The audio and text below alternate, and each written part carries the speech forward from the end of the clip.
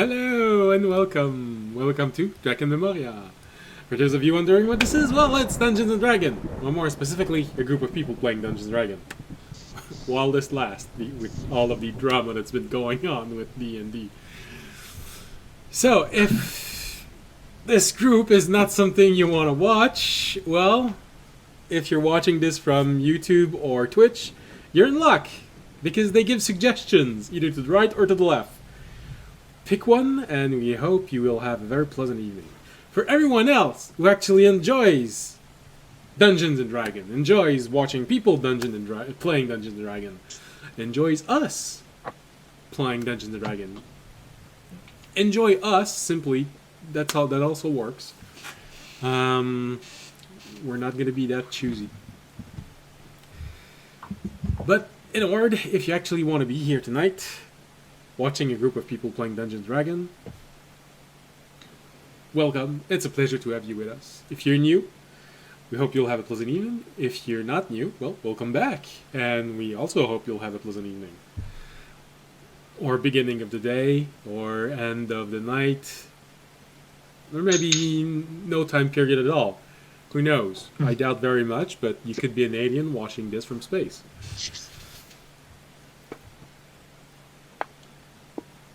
And if you're an alien watching this from space, well, with your hearing in the background, it's called rain. Just in case you were born in space, you know. Rain and thunder, it's something we have here on Earth. Earth, wind, fire, and air.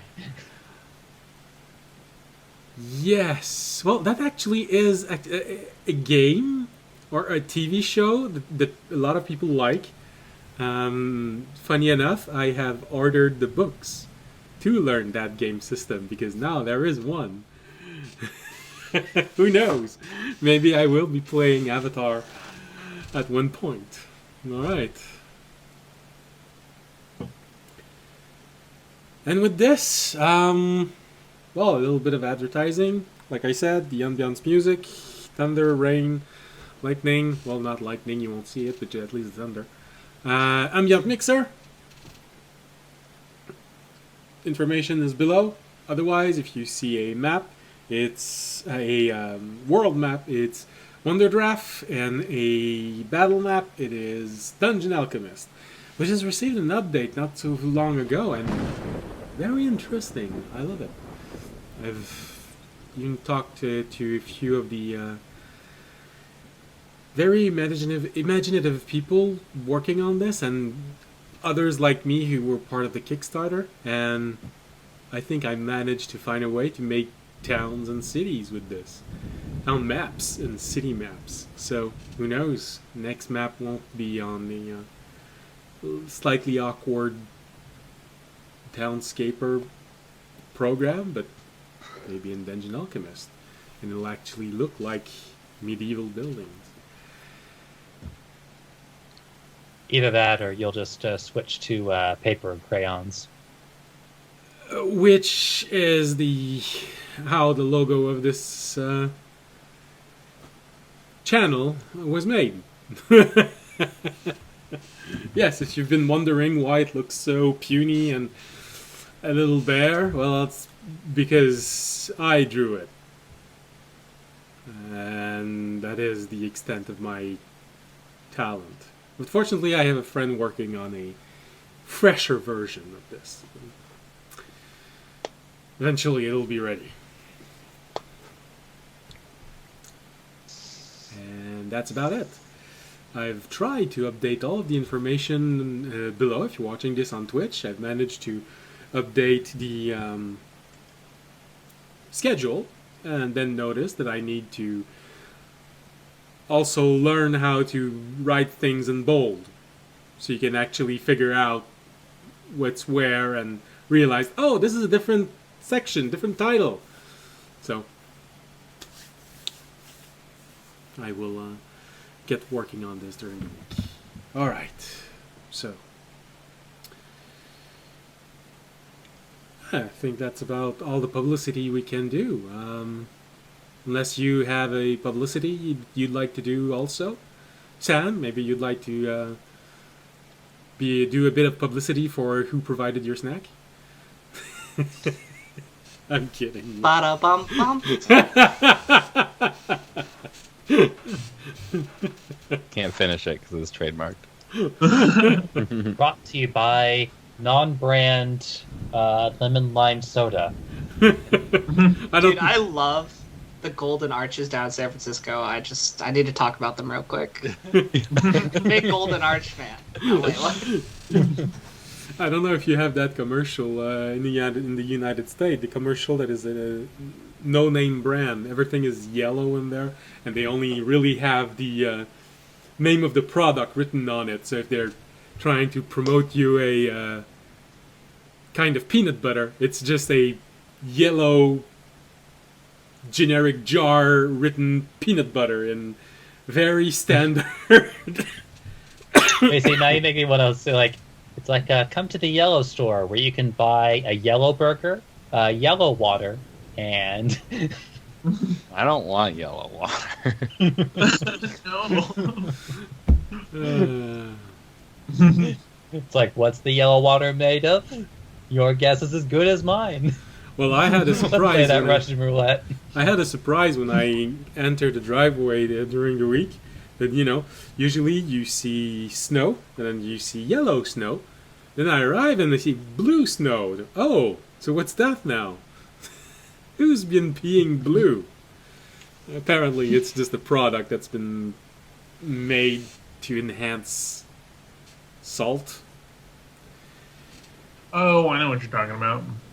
Like the snow melting stuff. Yeah. Yeah. Yeah, because here we Actually, have snow. it's the villain from Big Fat Liar. All right. So Deep cut for... I didn't get that reference.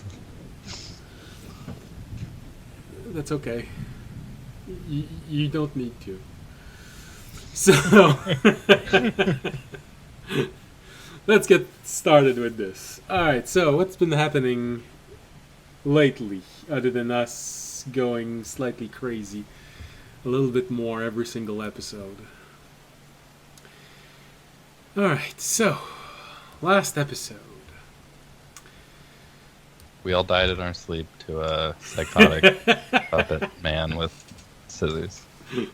Oh, that's why I asked you all during the week to make a new character, didn't I? Wait, what? I didn't get that information. Wait a minute.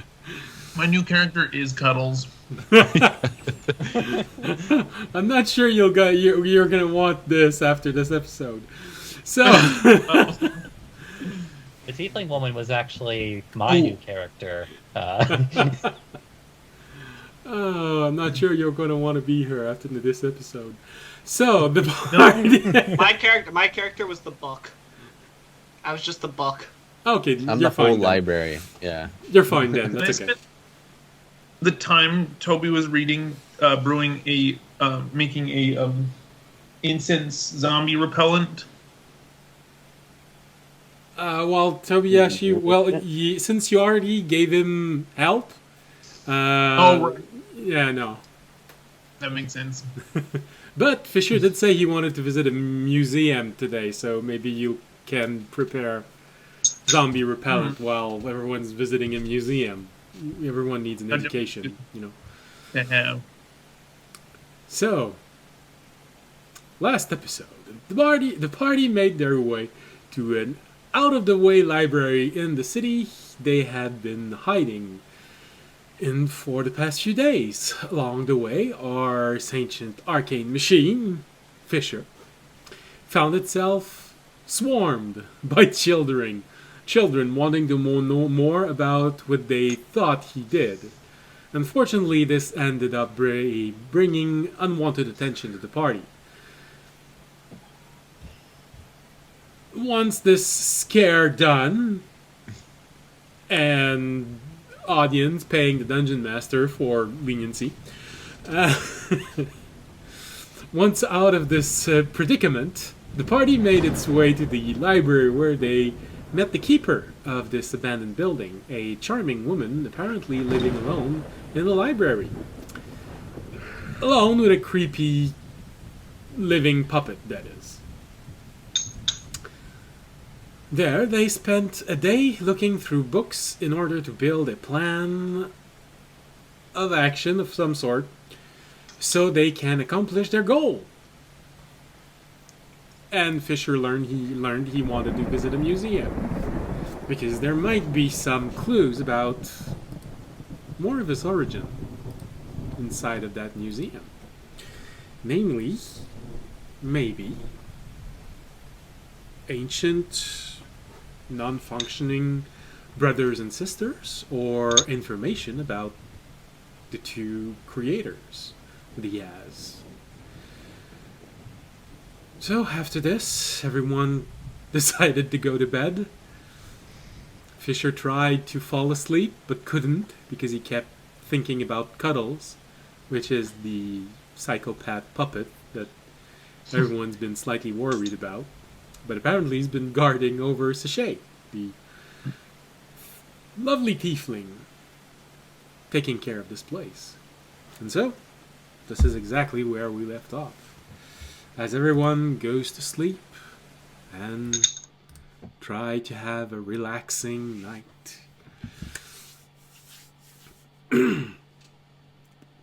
Alright, also, since you all spent an entire day with Sachet asking her question about which book was and trying to figure out your plan, I also assume that everyone has presented themselves formally and properly to Sachet.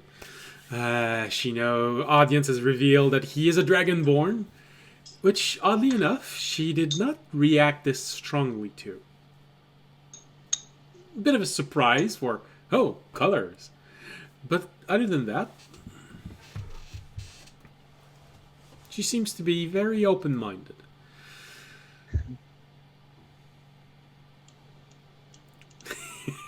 Maybe not in the way that audience wants to. Slips But... a pamphlet. Sorry, I was trying not bag. to say anything. I was just letting it go. I'm letting it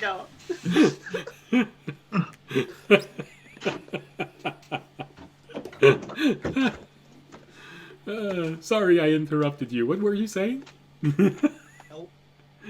No, I was just making a joke about just audience slowly slipping a pamphlet into her bag to read for later.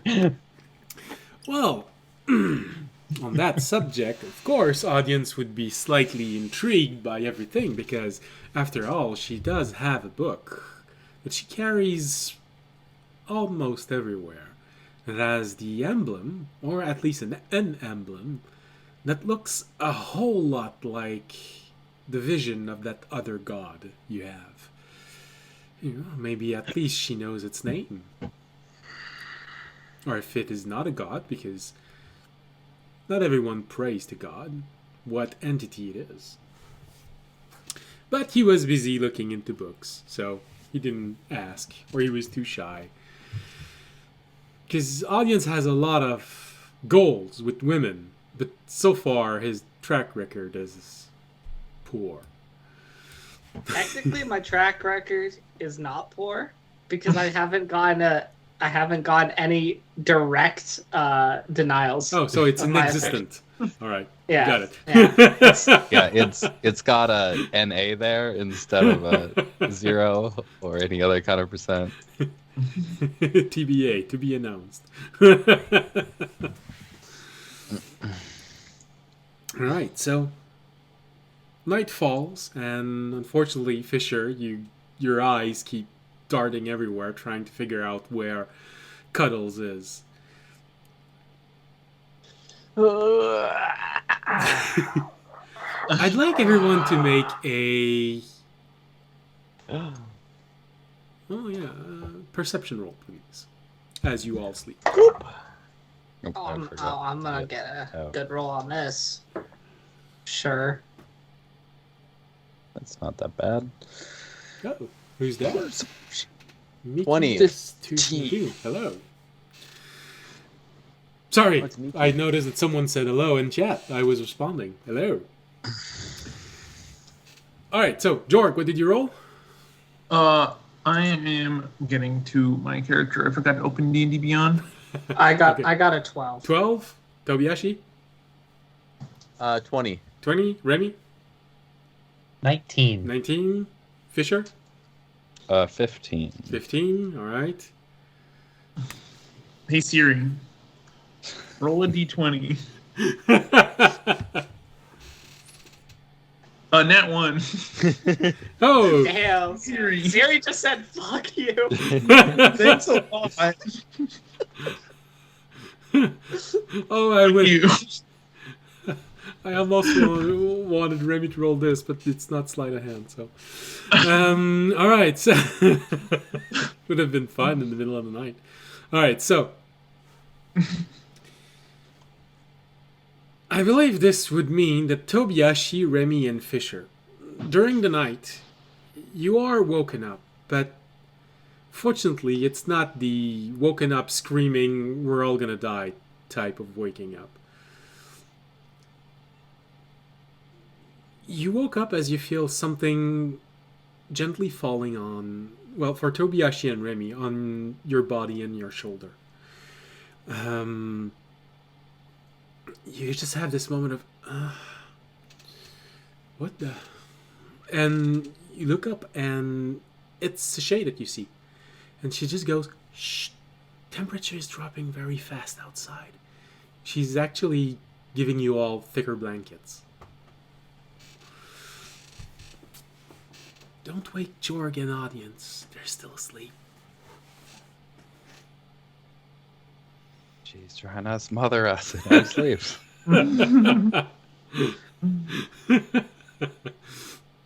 As you have this thought, Fisher, your eyes dart to place in the corner where you are, and you catch. They're always very action oriented, but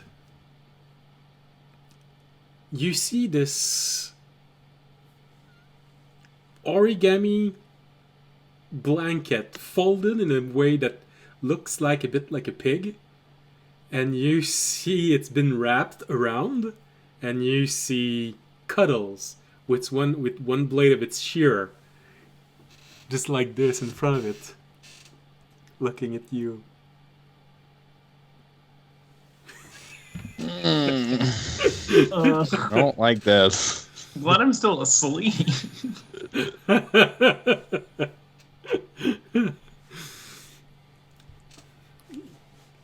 Because if you want to have the full description of this, it's a pig in a blanket about to be chopped in half.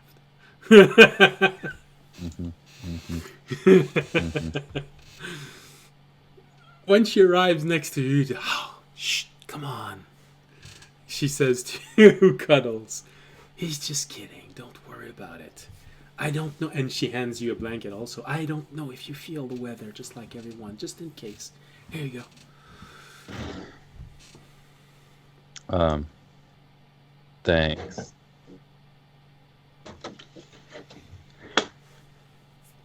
Can you take him somewhere else, please? Well, you remember how it works. You have to stop watching him if you want him to move. Okay.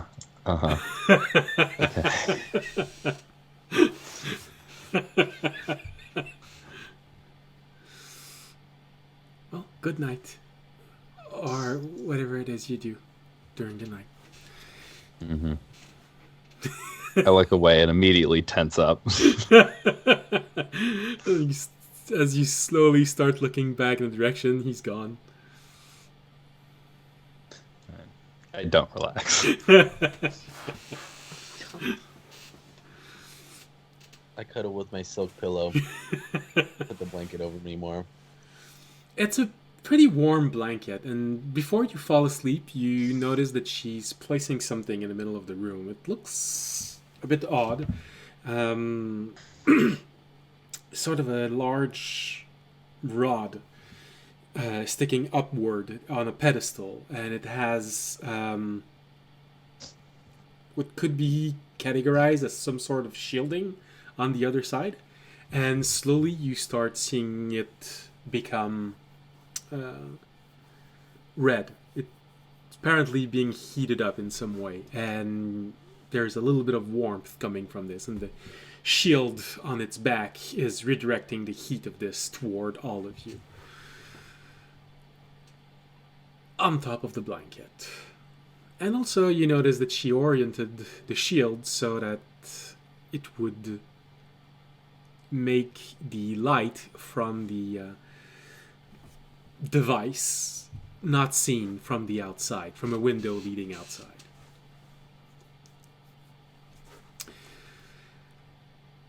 So, for now, she seems to want to keep you all warm. So, slowly, Tobiashi and Remy. Tobiashi apparently falls off his I'm bed. actually falling asleep. Yeah.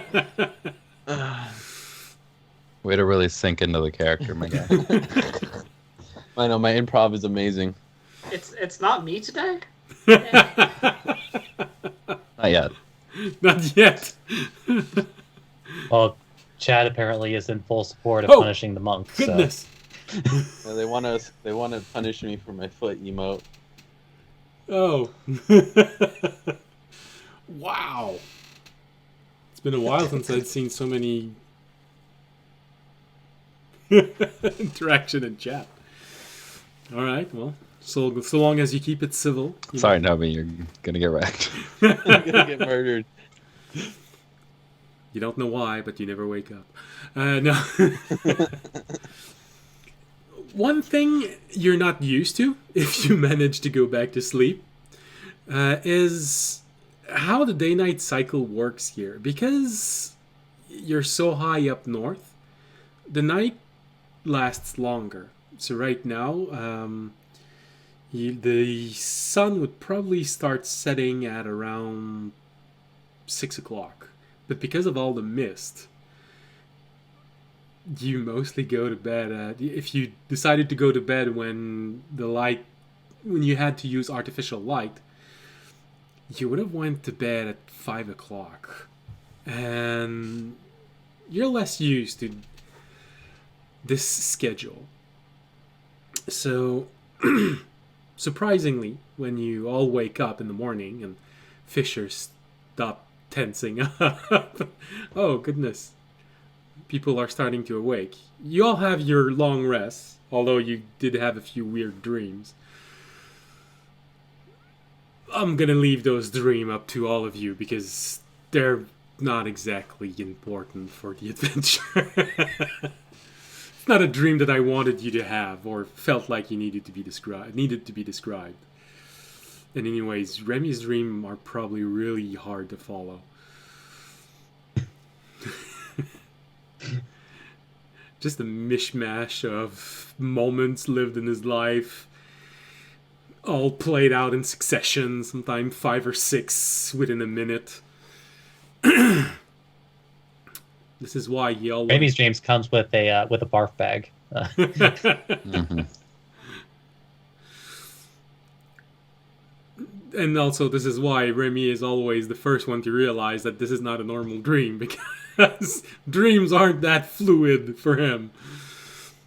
But you all wake up, and just like Sachet said, you had a little chill when you wake up, and you realize the sun is not up yet, but you've slept your entire night. As a matter of fact, it feels like you're before dawn.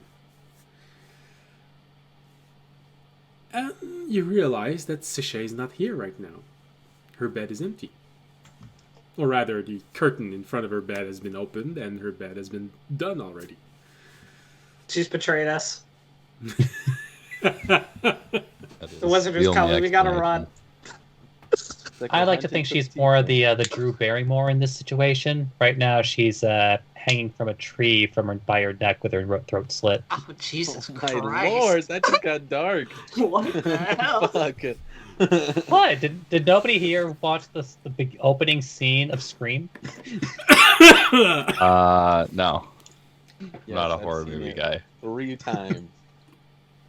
I wasn't either, but I was a 4-year-old locked in a room and with nowhere to go. Jeez. Fucking hell. Sounds like your own horror movie. All right. Yeah. let's just say I watched it once, and then I learned that it wasn't the type of movie I wanted to watch. My elder sister we was wake quite up. cool. Shay is not here. I'll check my orb to see if the guy has rang or anyone has tried to call me while I was asleep. The guy. That guy that's on the outside of the wall. You know. You don't have any messages, if that's what you want to know. I'm checking my notifications on the orb. Yeah, gotta check it. You have 5 messages. 32 missed tech message. All right, then I guess we still have some more time. So I'll turn to everyone and be like, so our friend hasn't written us yet, so just say doesn't seem to be here, but is there anything else we want to try and do before we have to leave? Leave here or leave the city? I mean, just go and try and rescue our friend, our guy. There's a museum here that might have information about my specific model and the inventors of it All that I kind of want to check out.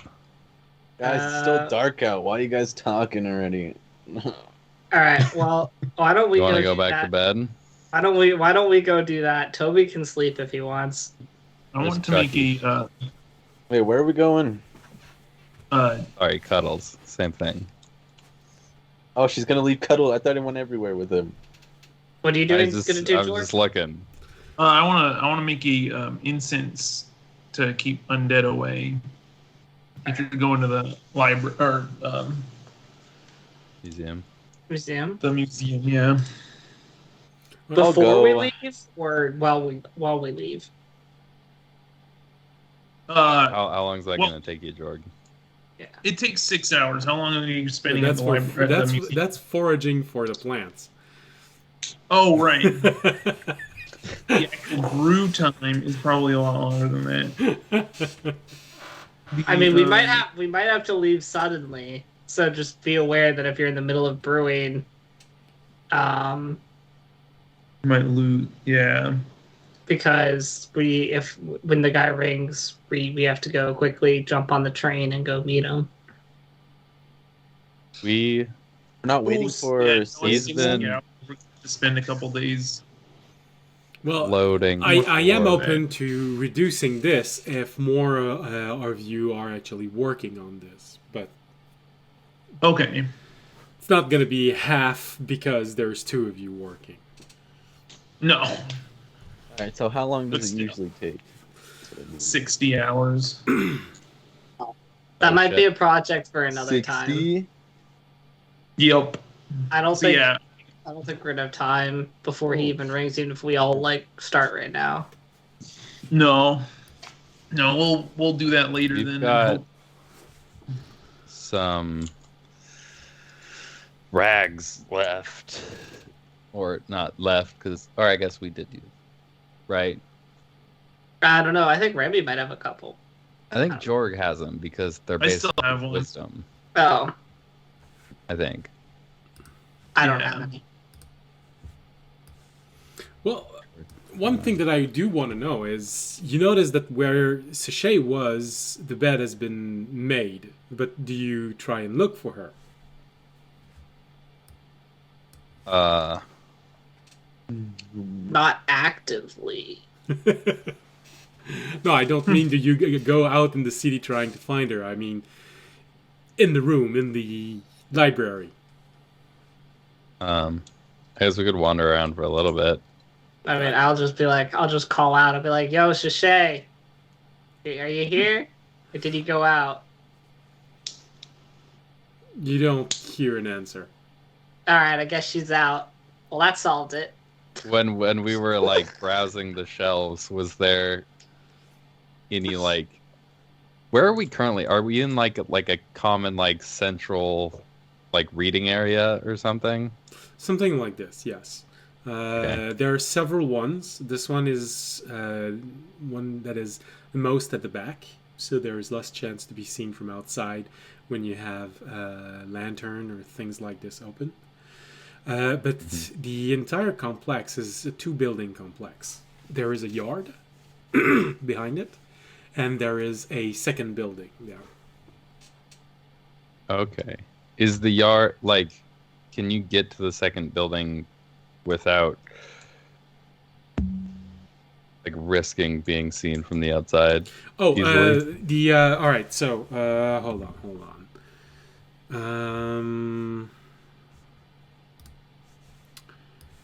Maybe I can just increase the size of the map.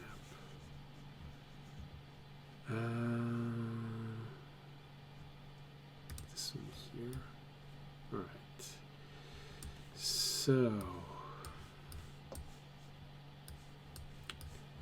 if I'm gonna show you what I mean with the battle map.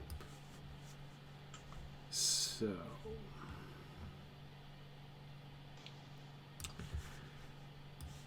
No, I have to.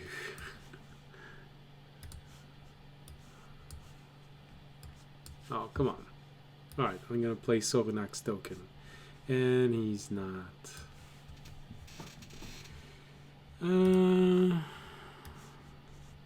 Like this. And like this. Alright. So.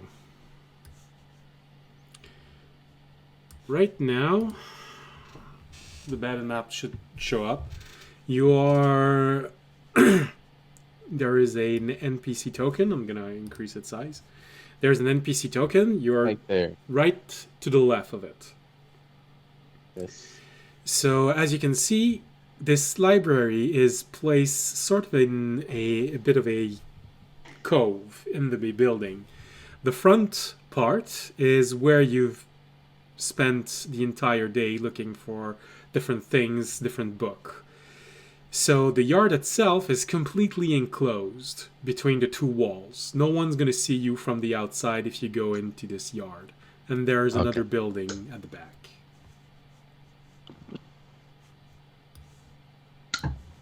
Well, if she's coming with us, we should tell her where we're going. I mean, yeah, if she wants to come. So No one asked her. She did say that But- she hadn't traveled for a while, but I thought we just assumed she was coming. We told her that she's coming. I told her Mhm. welcome to the group, and then, that was it. all right.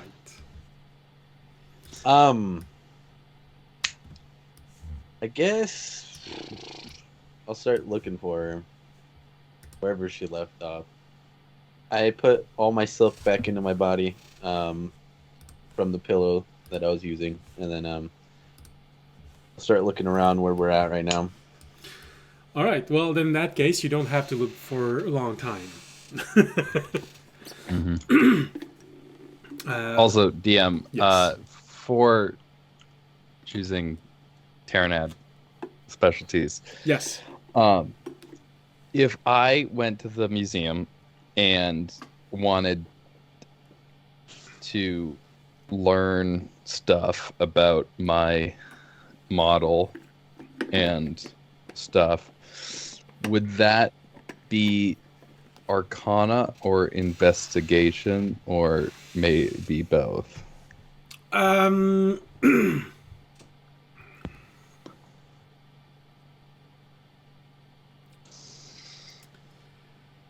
Well, you're going in a museum, so you won't have the possibility to touch things. Uh-huh. You'll be able to ask people. I'd say probably investigation would be more useful, but I would give you information with either role. Mm-hmm. But investigation would probably yield more, as it would probably involve you trying to get as close as you can and possibly asking people or reading whatever material they have left. Okay. That makes sense. In that case, I think I will change Terranad to investigation Okay. this morning. Okay. For you, Tobiyashi, it doesn't take long before you find yourself in front of a small note written by Sachet. I'll pick it up. What does that note say? Well, the note simply says, "It snowed last night. I'll be in the backyard, arranging everything so that the vegetation survives the winter well." Okay. I'll bring it back to the group. Well, it looks like she's setting up for plants in the winter. I think she'll be a while. So I don't know. We just go back there, tell her, and leave? Have we... How common is snow in the Missile Island chain? Missile Island chain, winter winter probably lasts only 2 or 3 months, and as much snow as you're gonna get is probably ankle high. Here, however, audience would be the only one who has lived long enough to have seen many winters like this. Audience would know. Fisher would know just a little bit because you spent a few years in the Dragonborn city, so technically very very close to audience. But audience was born, raised, and spent all of his life here. Audience would know that snow can reach as deep as thigh high, and temperature can drop easily as low as -10, -20 in the middle of the winter. Fahrenheit. Okay. Yeah. It can get pretty cold here, and the snow can get pretty deep. But right now, you're the equivalent of late November. So usually the first snow appears during this time. You'll have the first few times where the water will freeze outside. So it's usually not that harsh, but for anyone who actually needs to take care of living things outside, there are a few preparations you can do to assure that vegetation survives the winter properly if you want to have a beautiful garden when the summer comes. Or I would say you'll be fine. I mean, we'll all be fine. Just bundle up if you're going out. Mm-hmm.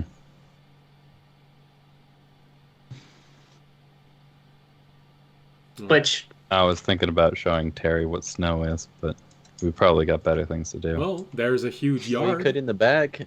You could do it in the yard if before you we want to leave. show, if you want to show Terry, it'd be fine. I just wouldn't leave him exposed for too long. I don't know how he does with cold. I Just don't throw know some either. snow in the box. See what happens.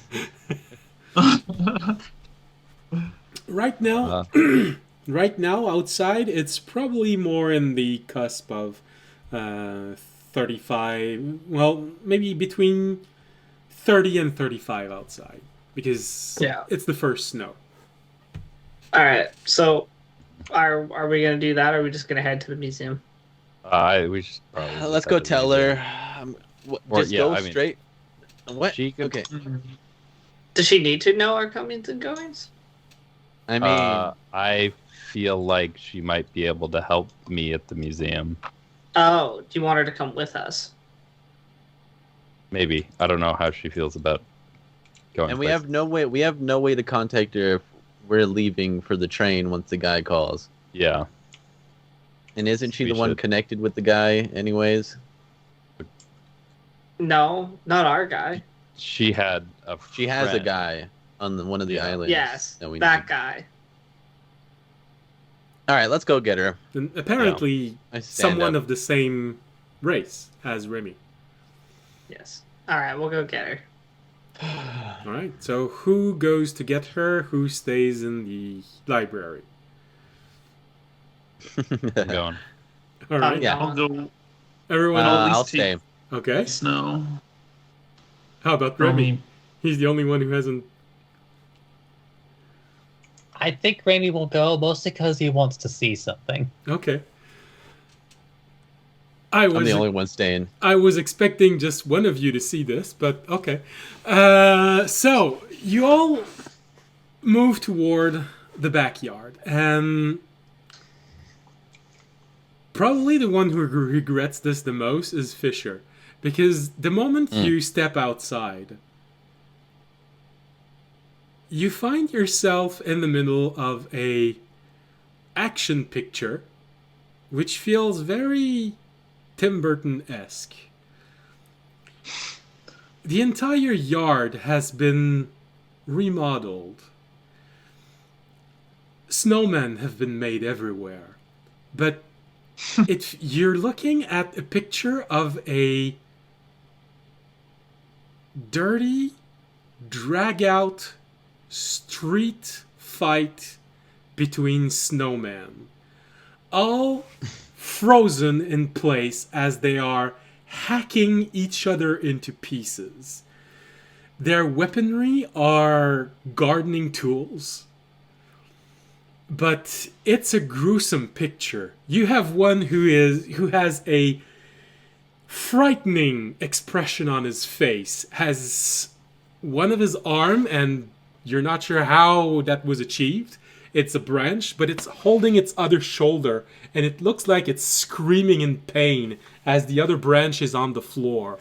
You see another one who is being hacked into pieces by another snowman with what looks like a scythe, the blade of a scythe that's been just pulled off and used as a cleaver. You have pieces of snowman everywhere. Heads, part of bodies. Some of them look terrified. It takes a moment, but then you realize that, wow, whoever has done this is an incredible artist, because everything is being held together, but with simply balancing things properly. You notice that the one who is receiving a huge cleaving blow on his body, the scythe is actually holding in place because the snow was properly pushed against it and slightly frozen under it, so it's holding it up midway through his body as the face of this snowman appears like it's screaming in pain. Soot has been used to simulate blood where wounds are supposed to be. And right as you're walking outside, on the 5-step leading to the ground level of this, you see 3 snowmen looking in your direction, arms stretched out in terror. Just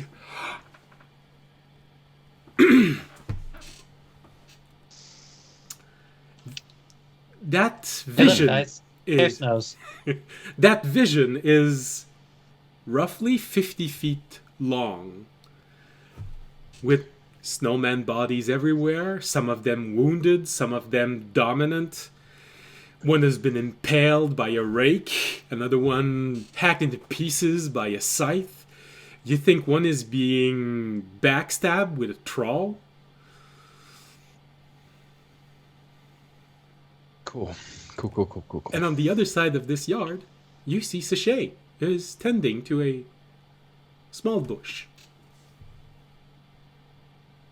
Is this yours or Cuddle's work? As you say loudly so she can hear you on the other side of the yard. Yeah. She has a moment. Oh, hello. My, you all are up very early. I didn't know you were... Well, it does fit, actually. early bird gets the worm. Now I get it. She looking at you, Remy, when she says this. I get it now. Oof. High twitch.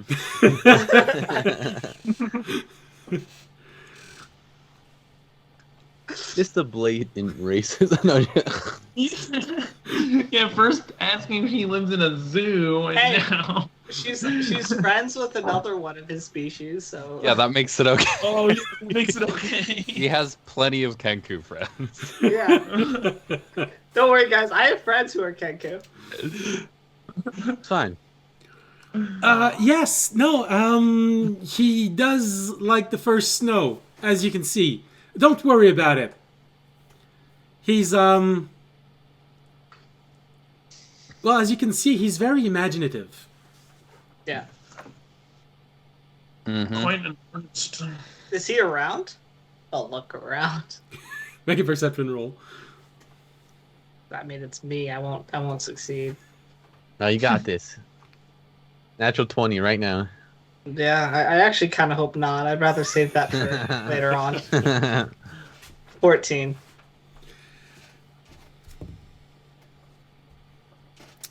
You look around. You don't see him anywhere.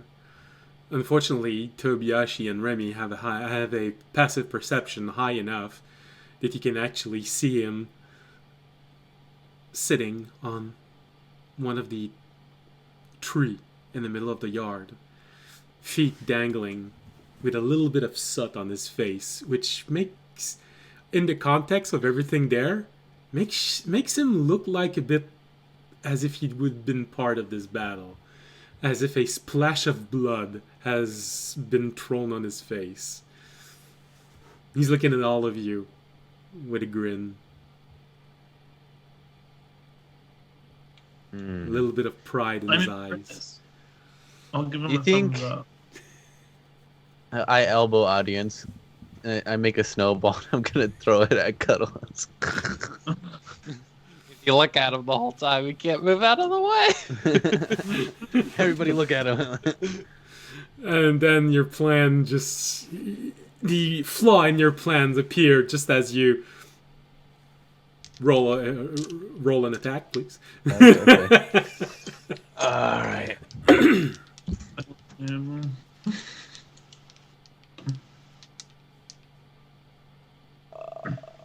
13. It's an immobile puppet. So your snowball hits him right in the face, and you see him fall in the snow, No. in the half feet of snow on the floor, and he just disappears in the snow.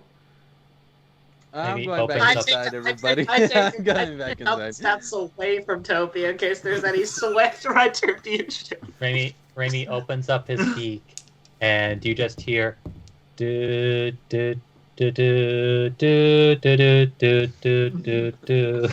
And We're then gathered here today. No, and then I'll turn to Sashay and I'll be like, anyway, we came to potentially get you, because I think I'll turn to Fisher. You can explain. As you all try to make your way between the snowman, as they look like they're hacking themselves up into pieces. We decide. We want to. Thank you. Hold on. Sorry.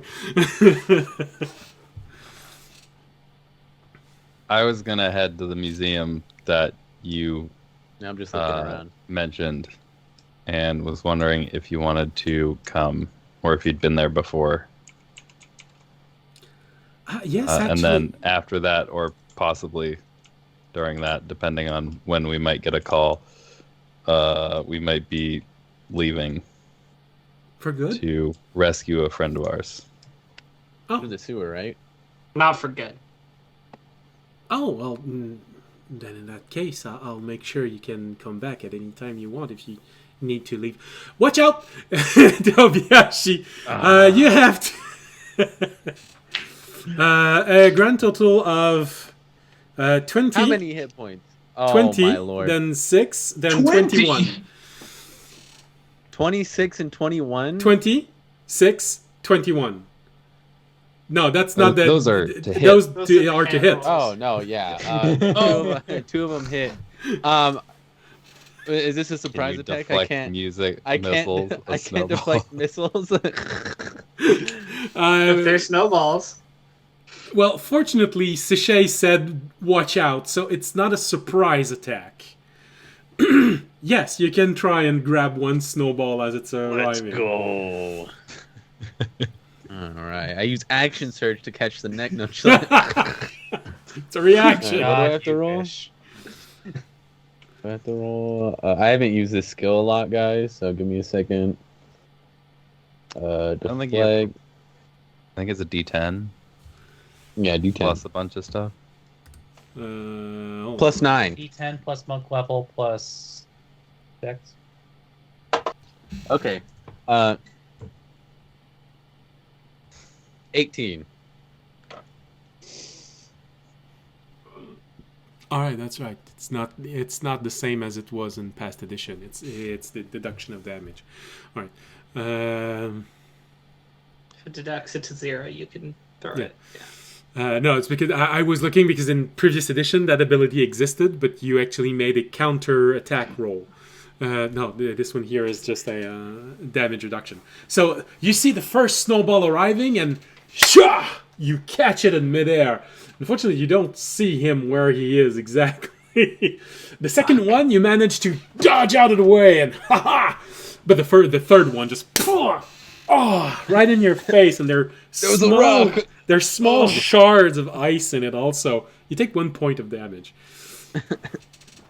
Oh, that one hurt. He could throw. He could throw, guys. I think we're fine.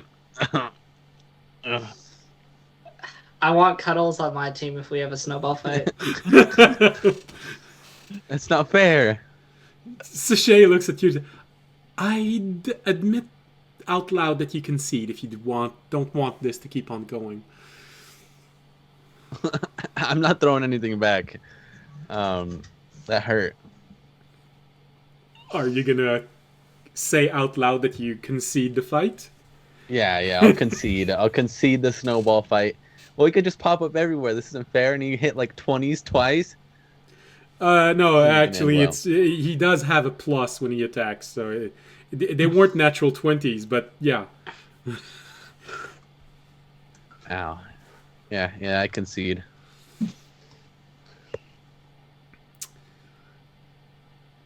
Well, Anyway, sorry. What were you saying? Yes, Fisher.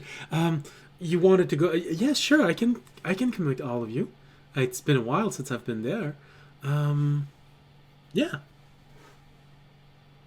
All right. Sweet. Good. Let's go. Does Cuddles need to come with us, or can he stay here? Oh, Cuddles is never far. Okay, so he's coming with us. Cool. Nice.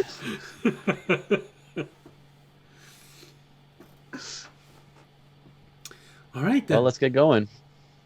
Oh, I haven't been in a museum in a few years. I'm eager to see if anything has changed. also, if in case they do have like non-functioning models of Ooh, I My didn't think about this. line, That- is that going to be weird? Like, if I show up, Well, it's not going to be weird for them, but it might be slightly weird for you, as it's basically the same thing as walking into a morgue. From your perspective, I'd say. So it's really more for you than for that's them. why I want to go, because I want to see it. So All right. Well, then, Or like the museum has been raided by the living dead. well, I'm not sure they were actually living, but oh, that's right. Remy can't say this. So when we go to save, are we going through the sewers, or are we just gonna go out of town and then come back through the sewers when we come back? Talking to the group. that is a good question. Where's the museum? It's right on the edge. It's he showed Right. it to us. Yeah. So Yeah. I sent a picture the other day on Discord when we were playing and first got the map. I marked where we're at. It's the yellow one. Well, I mean orange. no, the red one that's the library. Yes. I'm asking her where the museum is that has the beads. museum. Okay. So, the museum is... Oh, it's not the one on top. It's this one here. The museum is...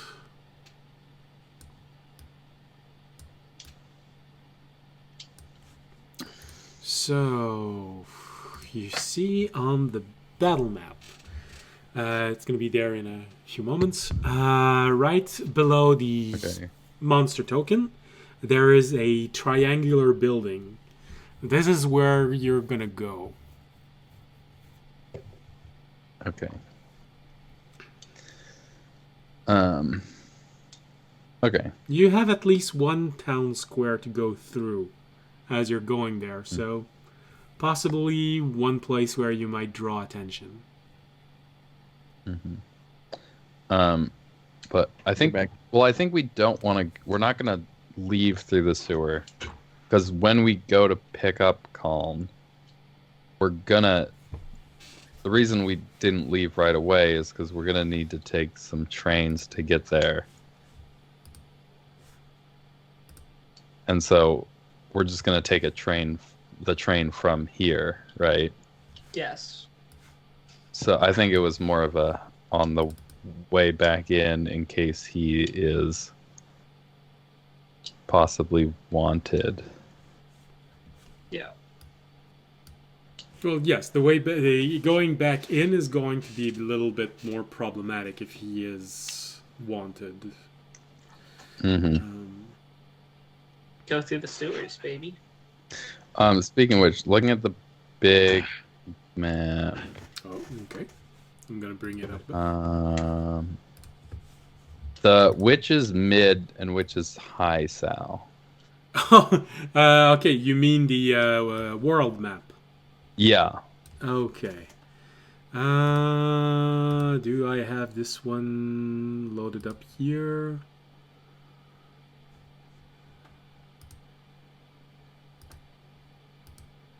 Alright. I don't think I have it loaded up.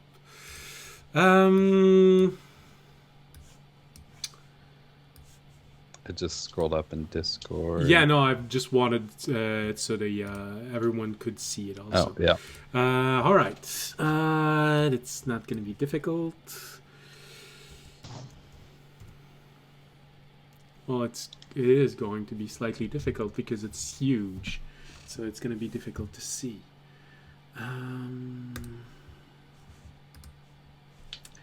Alright. Desktop. I guess it's really only important for looking like from which direction you leave low Sal. Does it go to mid or high? If you leave north, it's going to go to mid. If you leave south, it's going to go to high. Okay, and then the middle one goes to the spire. Yes. Or there's some kind of midway checkpoint that then goes to the spire. One of the checkpoints, yes. Okay. So, for those of you wondering what we were talking about... Yeah, and when she was talking about the checkpoints that we need to hijack, are those the ones in the middle of the water, or are those on the islands? No, those are the ones in the middle of the water. Okay. So whoever's hijacking a station needs to take the train out to that station to begin with. Yes. And then somehow... So when you start, if you decide to start on Losal, well, you're right now, the southern station would be where you would start. There is a station like this on each island. So before you start, each island needs to send a confirmation. And then when you reach the first checkpoint in the middle of the water infested with giant snake babies, confirmation is being sent back to the station that you have arrived, and then power on the rails leading to those stations is cut off, so no one else can add itself. So there is no surprise, no one just adding itself to the trip. And then you have to go to all 3 checkpoints, and on the 3rd one, you can go to the island, to the spire itself. The entire trip lasts a few days. Okay. So you need someone in each station in order to make it work. You need a minimum of 2 other friends outside of this.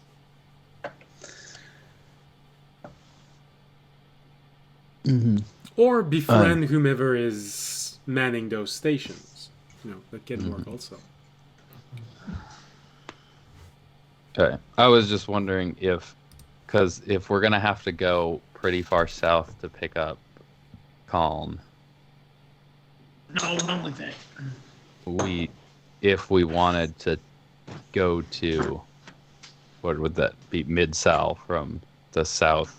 The south leads to High Sal. Sorry if I said mid. If we wanted to go to High Sal, we might as well do it from while we're down there. From Low Sal? Yeah. All right. But I guess the inner island trains only take like a few hours, right? Yes. Okay, so that's not really. That was, just in case. I was thinking just in case we wanted to go to High Sal, it would be more, instead of grabbing Calm and going all the way back up to the process and then going back down, it might be easier to just go all the way down and leave. But I don't know. I don't think we're ready for that yet anyway. So. Well, the only reason we're trying to do it here is because we have a way to sneak Colin in here because we don't know if he's wanted still. Yeah. How can I ask, Sachet, how would we find out if our friend was wanted?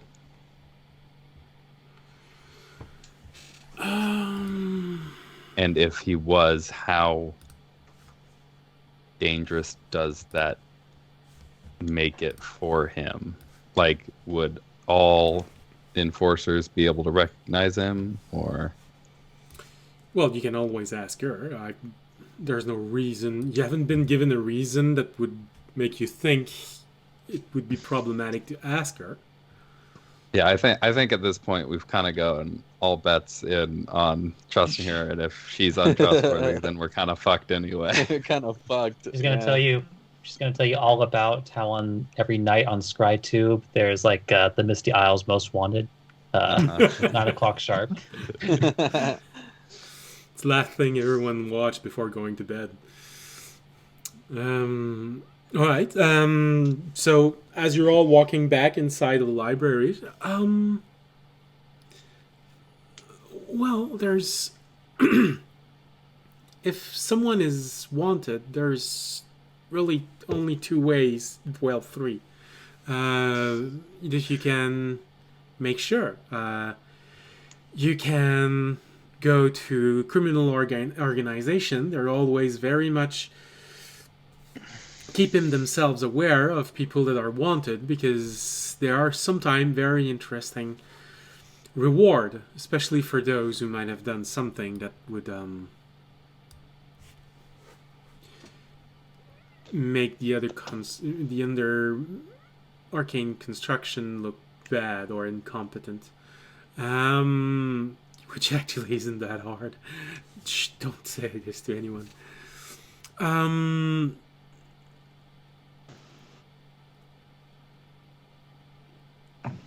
Sometimes they'll be aware, as even more so if your friend is a bit like you, because they are always very aware of anyone who might be coming from outside.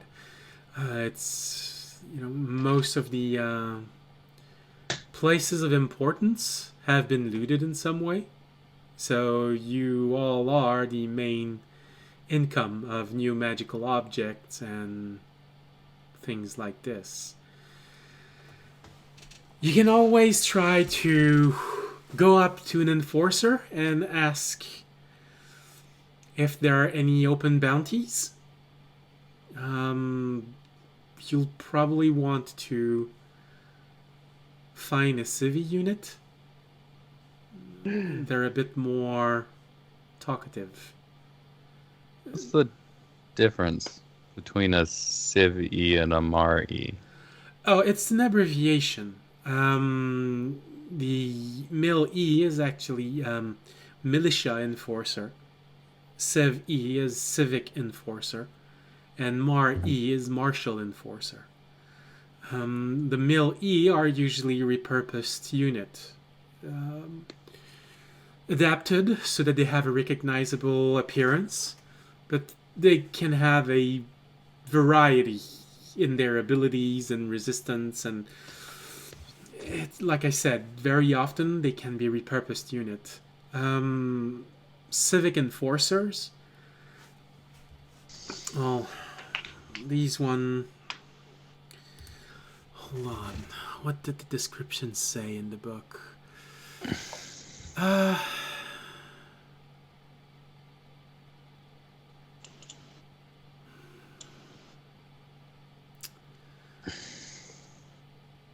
Well, they're maintained a bit more. It's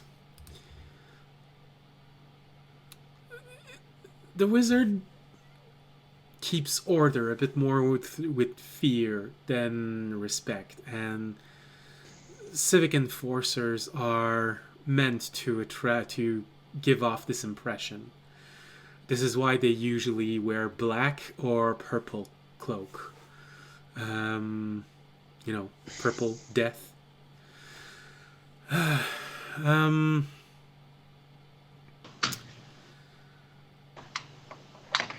They're smarter. They are a little bit more resourceful. And better maintained, so they're usually more resilient to damage. The militia enforcer. Oh, those are rare. In a city, there might be only a handful of them. So you'll find militia enforcer everywhere. They act mostly as guard. You'll find them at the entrance of the process. You'll find them patrolling the streets. You'll find them in neuralgic position, like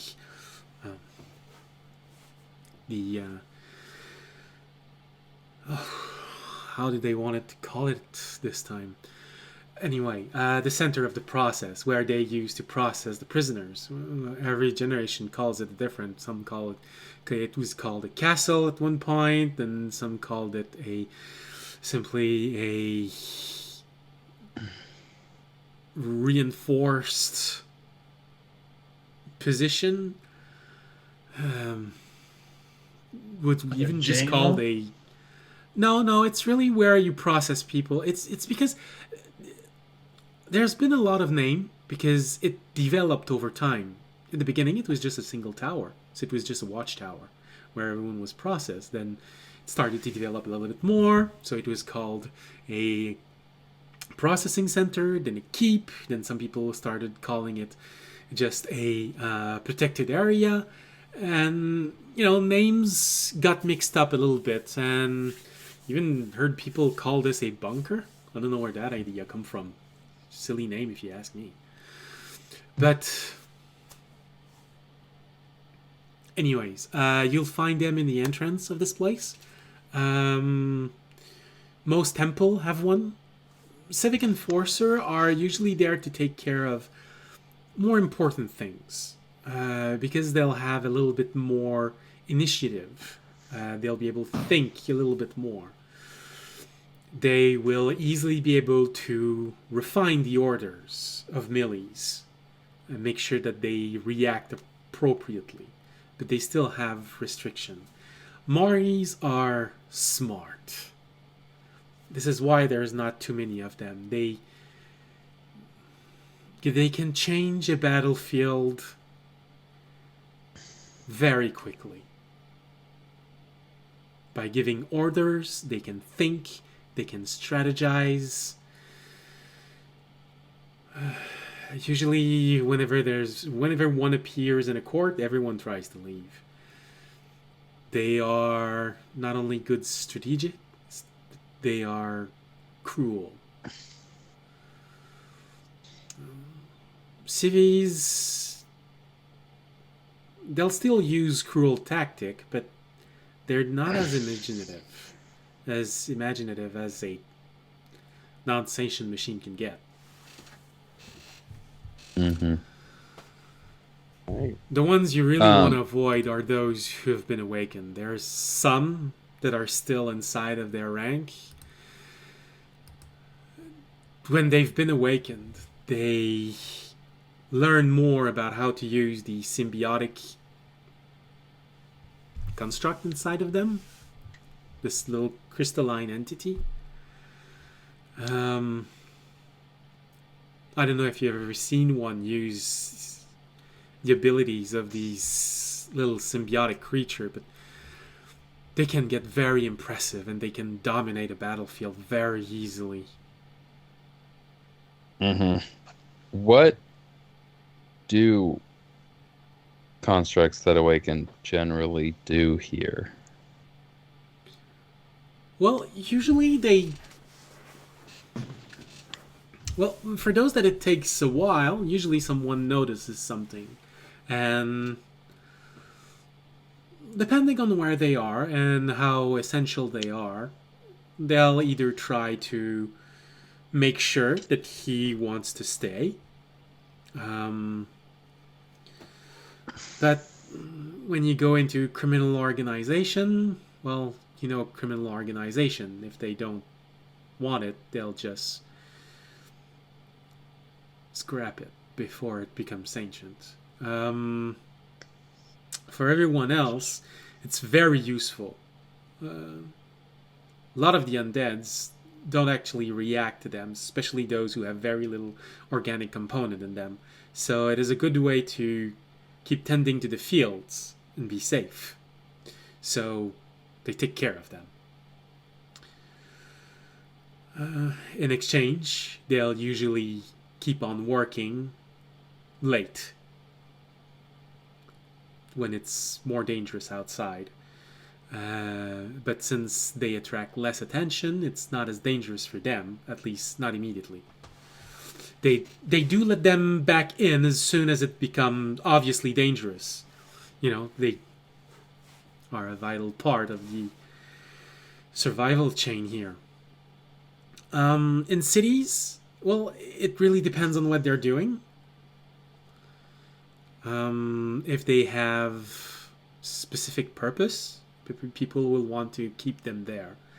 It's very useful when you have a giant machine logging around everything that weighs a whole lot in your store. So you want to make sure that he stays. Usually they treat them well, but also you have to be careful because those who take time to awaken can draw attention. They can react poorly to someone who will bump into them, which might attract attention from a melee or even worse, a civvy. And civvies do tend to enjoy pulling them apart, sometimes quite literally. So it would not be so it'd be bad if I ran into a civvy and made it aware that I was sentient? Not exactly. It's not a question of they have a problem with you. It's a question that you make perfect example for everyone else. You know, if they start tearing out the limbs of a commoner, it makes a whole lot of blood. Someone needs to clean it up. There's a whole lot of screaming. And eventually someone might want to revolt. But a machine there's no blood, but it still gives a rather unpleasant picture. See how they dismembered this? This might be you. So long as you, I guess. so long as you keep obeying, so long as you keep your head down like everyone else, it just means that you're a priority target. If someone tries to make a whole lot of trouble, they'll tend to see you as the prime example. Okay. Yeah, I'm just trying to put together some kind of cover story. You have to keep in mind that they rule by fear. It's a bit of a curse here, many would say. So, the more aware you are, the more likely you are to scream as you are being pulled apart in the middle of the street. And the bitter or worse picture you make. Yep, that makes sense. But for the people themselves, well, they'll usually try and keep their machines away when things like this happen, because they also don't want to lose it. And, you don't have to explain everything 5 times in a row to a machine that is sentient. If your 10-foot tall machine with arms the size of mallets can understand and comprehend how to improvise in a situation where you receive a box that doesn't fit in any category you've explained, it's very useful to not have to be there all day long.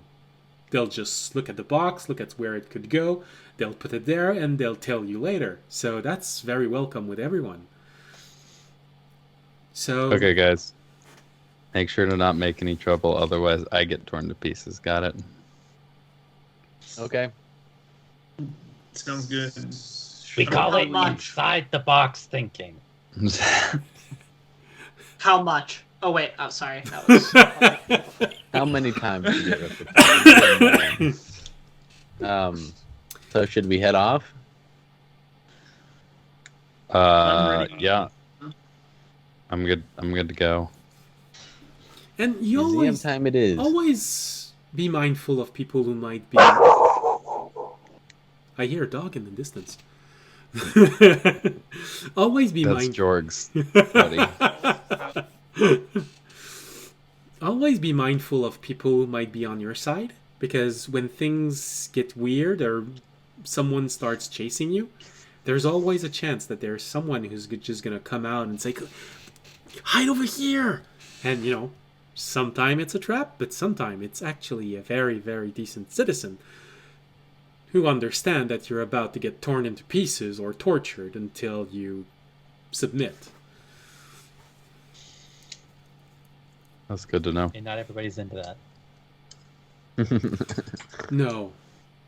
Are you? She has a moment of, are you? No. Alright, good. Oh, you never know, Some of them actually have mechanical joints.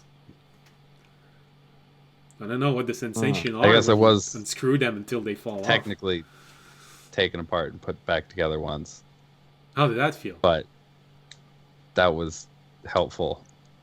But it still hurt. So I got a BIOS update. Don't worry about it. Alright, let's go. Let's head off, guys. all right, are we going back to our previous undercover? Am I becoming an old man again? Yeah. Yeah. Alright, I'll become an old man again. Oh, that explains the cloak and all and everything. Who's wearing like a furry clothes? Is anybody wearing like a jacket right now since we're getting ready to go outside? No. I have a jacket on. All right, I'm gonna copy I George's jacket. still have that cloak from when we had to go into the Cold. yeah. I indicate everybody to the image behind me. I know. All right, I'll you know what, Mine's Fisher, got can I the have that cloak- coat? Got a cloak thing. You need it. I was going to use it, yes. Okay, let me just copy it then. I'm gonna take a string from this cloak and then copy the clothes. Push a little Control C, Control V. I like it. Yeah, yeah. Uh-huh. It might be a little big, I'll be fine. unless it's small on me. But All right. Well, I hope you like chilly mornings because well, it's just like Shoot. outside in the garden. I don't have shoes on. She It's looks gonna at be her cold at out her there. own feet. I don't think mine are gonna fit you. who needs shoes? Yeah. Who does need shoes? Well, I know you guys can't feel cold well, but my feet, my toes will fall off. Don't you have like silk? I could wrap it in silk, but that's not too warm. What, 50 feet of silk over both feet? You'd be surprised how thin boots were back then.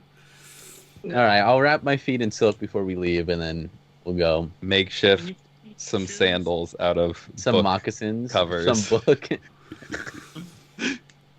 Some books have some sturdy I make- bindings. I You make just some Uggs out of take silk that really quick. and then make it into a sandal. You're, All right, let's go. You're right. You're just about to take the cover of a book and tear it out, and you look up and you see Cuddles in front of you, looking at you with those eyes, saying, "Come on, I dare you." All right, I wrap my feet up in silk Uggs, and then we'll Where's go. the? Just so we're clear, the cold sensitive stuff is in audience's storage, right? Yes. Yeah. I just double checking. Are you opening it? We're just not going to be opening that for Are a you little positive? Yeah. You sure I didn't steal it in the middle of the night? Well, if you did, that's going to be a you problem.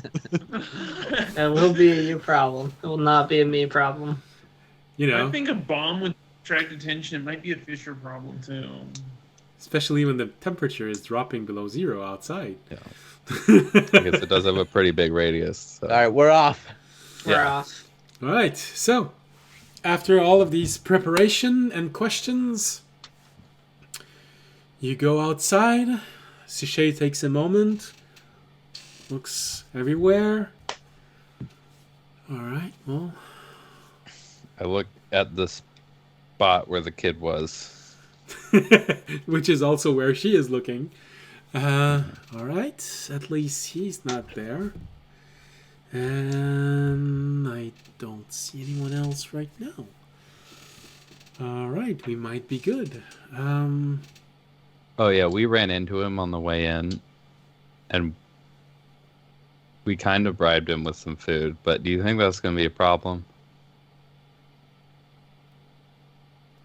Has he been like? How well do you know him? Does he seem like the kind that would report it to somebody, or is he just a kid? Well, I think you're all right, especially if you bribed him with food. But with kids comes a very obvious problem. If someone wants to extract information from them, they are less likely to resist long. Yeah. Perfect. Flashback to the previous day. Yeah. All right, you young whippersnappers, let's pick up the pace. My bones Okay, can't Grandpa. handle this cold. He's all shaking. He's like, She walks up next to you, audience. All right, Grandpa, take my hand. Oh, thank you, young miss. I appreciate it. Score 1 for audience. Audience 1, cold 0. cold zero. How do Let's go. How do I call you when you're under that cloak? You can just call me Grandpa. I think he was going by Grandpa Eldrum. Yeah. Yeah, Grandpa Eldrum. Yes, because I think there is an obvious problem if I say Grandpa also. And she looks at Kobayashi. He also has dementia, and what else was that disease you had? Leprosy. Leprosy. But He that also I don't has think we leprosy. should stick with that one because I think that one's We already told extremely people contagious. that one though. No, that was just for the end. Okay. I'm surprised they let us in. We say that if people start asking me to pull down my hood. If people start asking me to pull down my hood, that's the thing of I don't want to show my face because of leprosy. All right. Okay. I So still he has feel like dementia. we should just say he's got a skin disease. Not snake I mean, AIDS. leprosy is the kind of thing that they kick you out of the city for. Yes, people Okay, have been alright. known to being stoned Leper to colonies were a thing.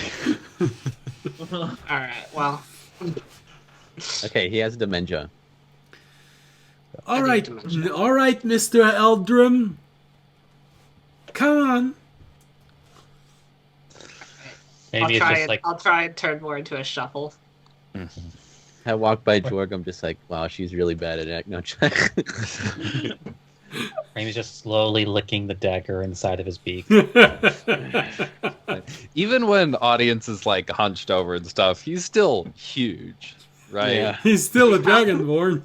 I mean, I'm still 8 feet tall. Well, Have you have to imagine 7 foot tall dude. I'm 7. Yeah, not quite. I think I'm like 7. I think I'm over 7 feet. I think I'm like 7'3", 7'4". You're a I mean, basketball look, player. not everybody becomes Gran Torino when they get old. Okay. So even on Chover, it shows that you're very tall. Fortunately, Audience is Shaq-sized. Sachet is also tall, and because of her horn, she feels taller than she actually is. So next to her, you feel more in proportion than next to Tobiyashi. What can I say? My first wife was a dwarf. This is what came.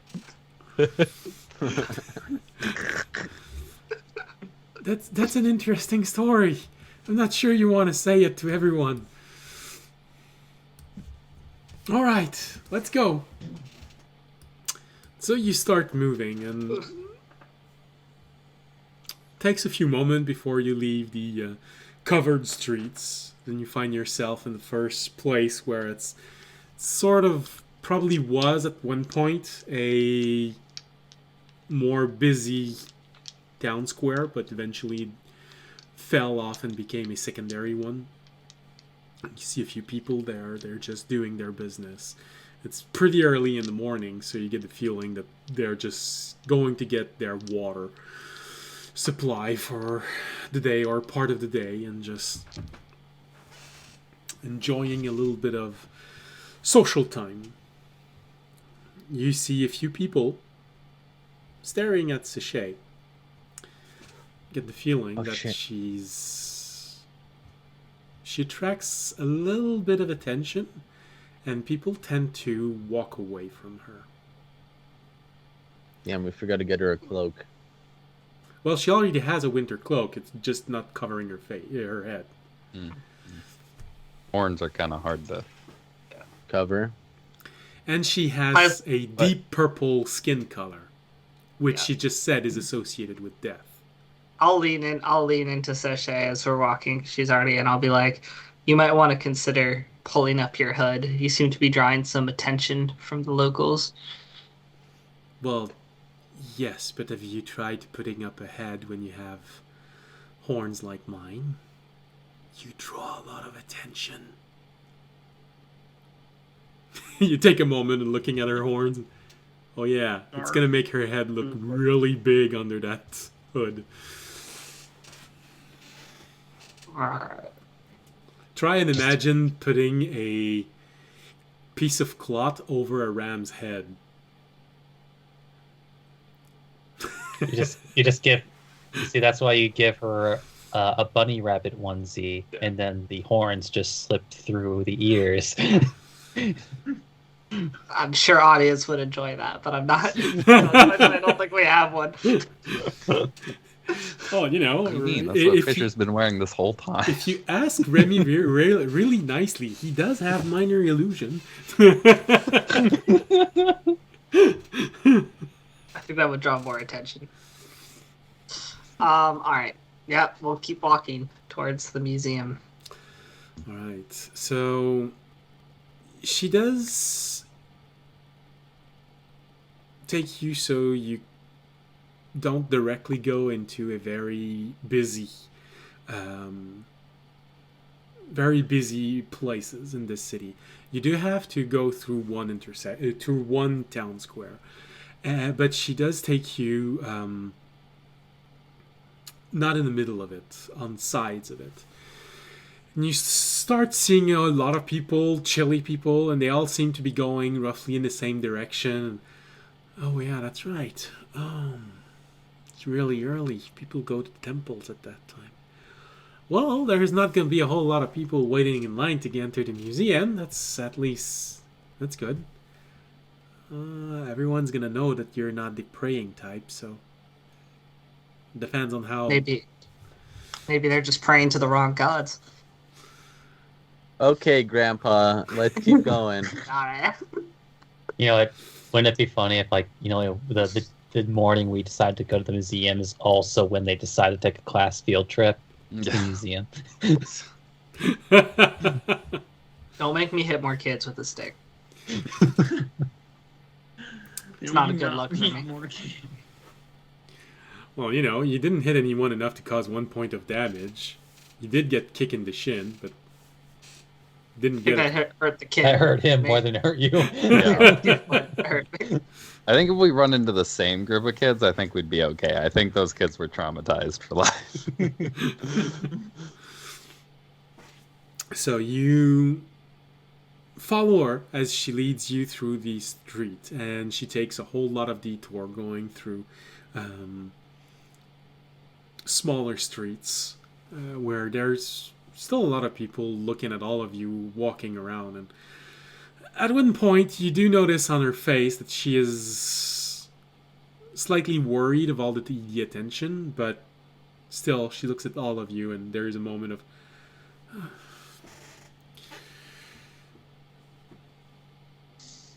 You still look like a group that's coming from somewhere that not a lot of people know.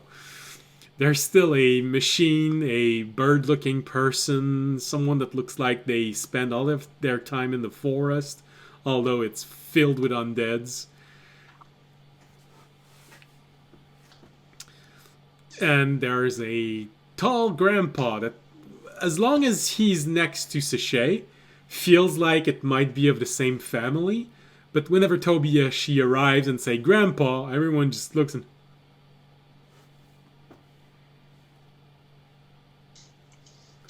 He took after his mother, the dwarf. Yeah. You mean my grandmother? God. Yeah. Well, no, you could have also had a dwarf mother. You're a bit far from your microphone, I think. We're having trouble understanding you, Jork. There's dogs all around me, so... Oh, okay. Yeah. I'll scoot in. You never told me you had dogs. You said you had one dog. You summoned it. No, my mom summoned these ones. Okay. And it's and you're way too low level to be able to cast Flock of Familiars. Oh no, sorry, not Flock of Familiars. Do you want to repeat that? Alright. Alright, so it takes a little while, but she actually managed to keep you to small streets all along that you're walking. You do have to go through one of the major gates to change sector at least once. And this is where you notice 4 Mil-E unit just watching everyone that comes in, paying very close attention to each and every one. They see you arriving, and one of them makes one step forward, and then Shay makes a step forward and just says really out loud, Come on, Mr. Eldrum, don't be scared of them. I know they can be rude. She turns around and... If you speak to him, you have to speak a bit loud. He's a bit hard of hearing. I just make like a moaning sound like all of it. I'm just like, huh! Okay, that justifies the little roll. She turns around quickly when you say this. Don't overdo it. Don't overdo it. You were low roll. Listen, audience doesn't You have the can't mode remember? game down yet. Maybe she can help me with that. Wait, what? Wait, what? Shit. Damn, alright.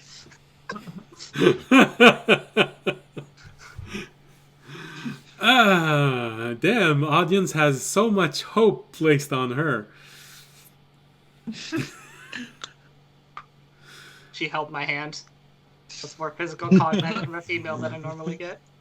What you're saying is that there's a reason why audience is walking hunched throughout the city. Listen, let's just move on, alright? Okay. So there's a moment where you see all of the Mill E approaching and trying to get a look at you. And then Remy, you recognize the hand motion of Minor Illusion as Sachet is hiding this extremely well from the melee units. She just casts Minor Illusion quickly on audience, and you see the melee grab audience's hood and pull it down.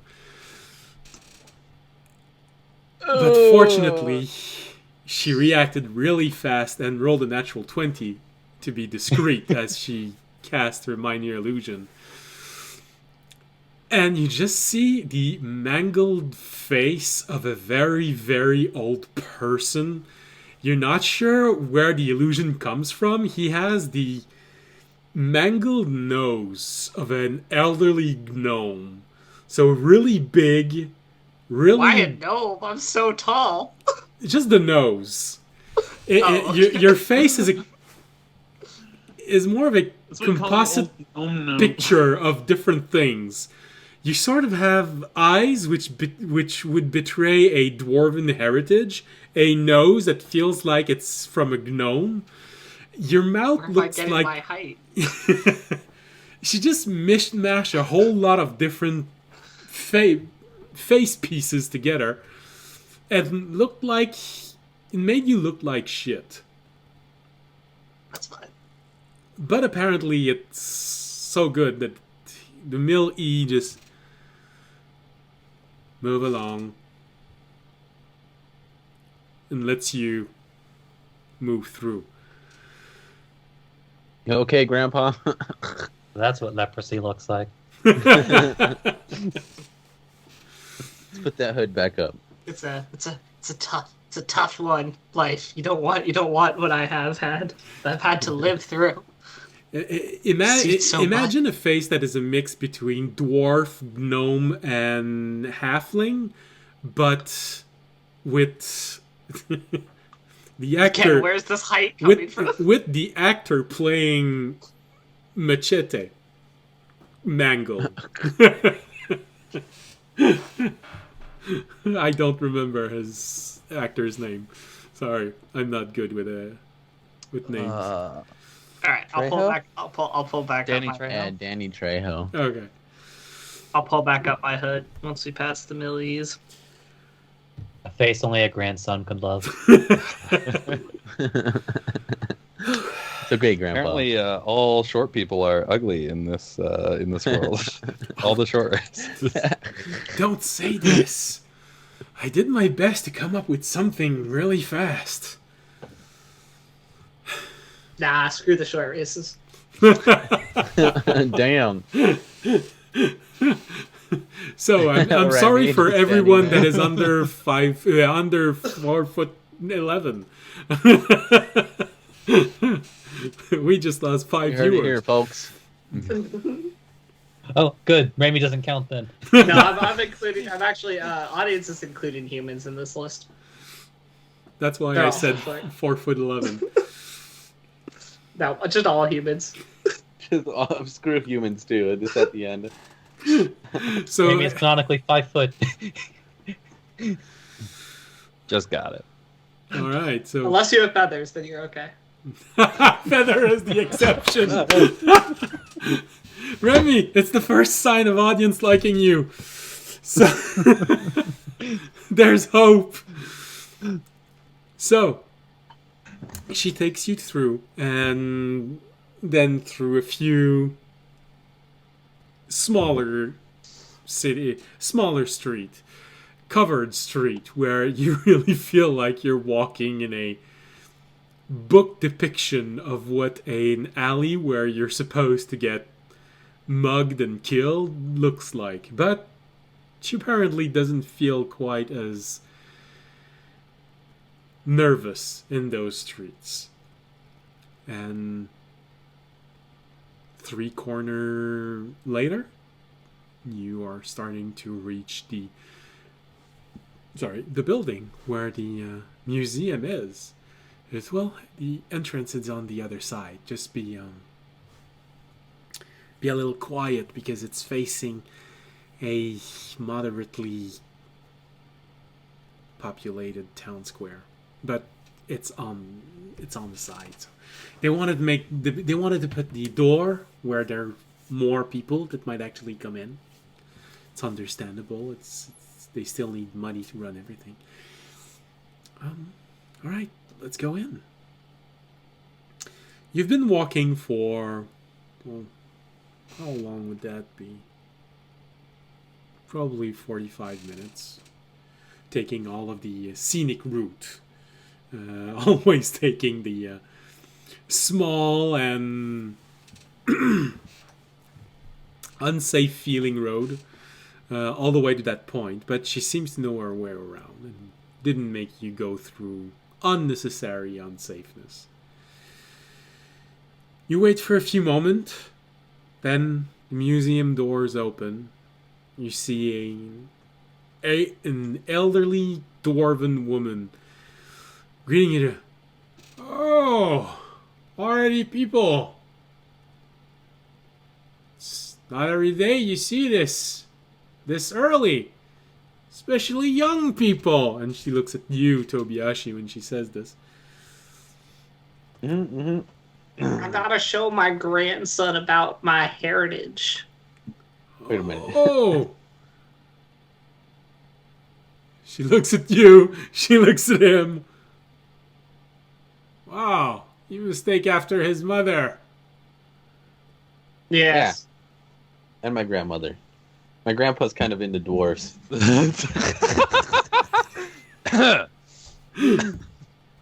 you didn't hear that from me. She looks at you. Are you making fun of me? No. I actually mean it, huh, Grandpa? I elbow audience in the stomach. I do like a good dwarven woman. You guys missed the part that this is a dwarven woman? Oh no. Oh, we I'm know. aware. We know. Well, she listens. Yeah. Make a charisma roll and see how charming you managed to say that last sentence. Just winks, not remembering that there's a hood over him. Where's charisma? This is charisma? Yeah. 17. 17. Well, if I'd known there would be some people looking at me, I would have shaved my sideburns today. Okay, well. Don't worry, you look lovely.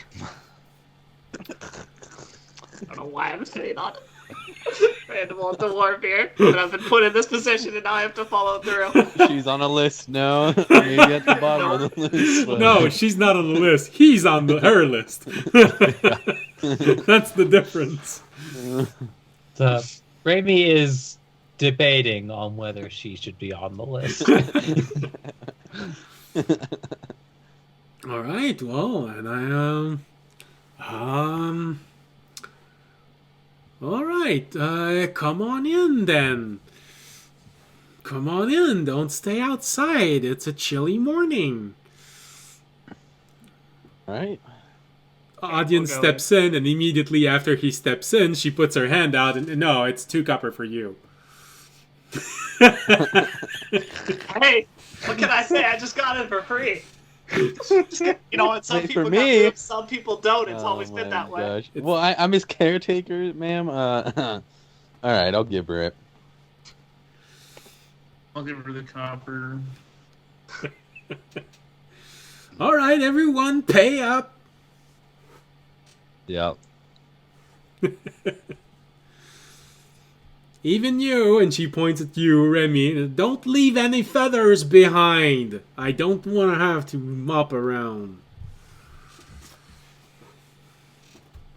I think Ramy now just she's made the Confused in his mind about why she'd be mopping up feathers. That's what I was thinking. list. Listen, she's an old dwarf too. She might not. She's losing bits and pieces also. You don't know, but she has a ring of regeneration. So she's losing bits. Alright, so you all get inside the museum. Audience for free. And this early, it's pretty quiet. There's even echo everywhere you're walking. The dwarf does say, "Oh, give a moment. She's bound to arrive sooner or later. These youths." And she looks at Sachet.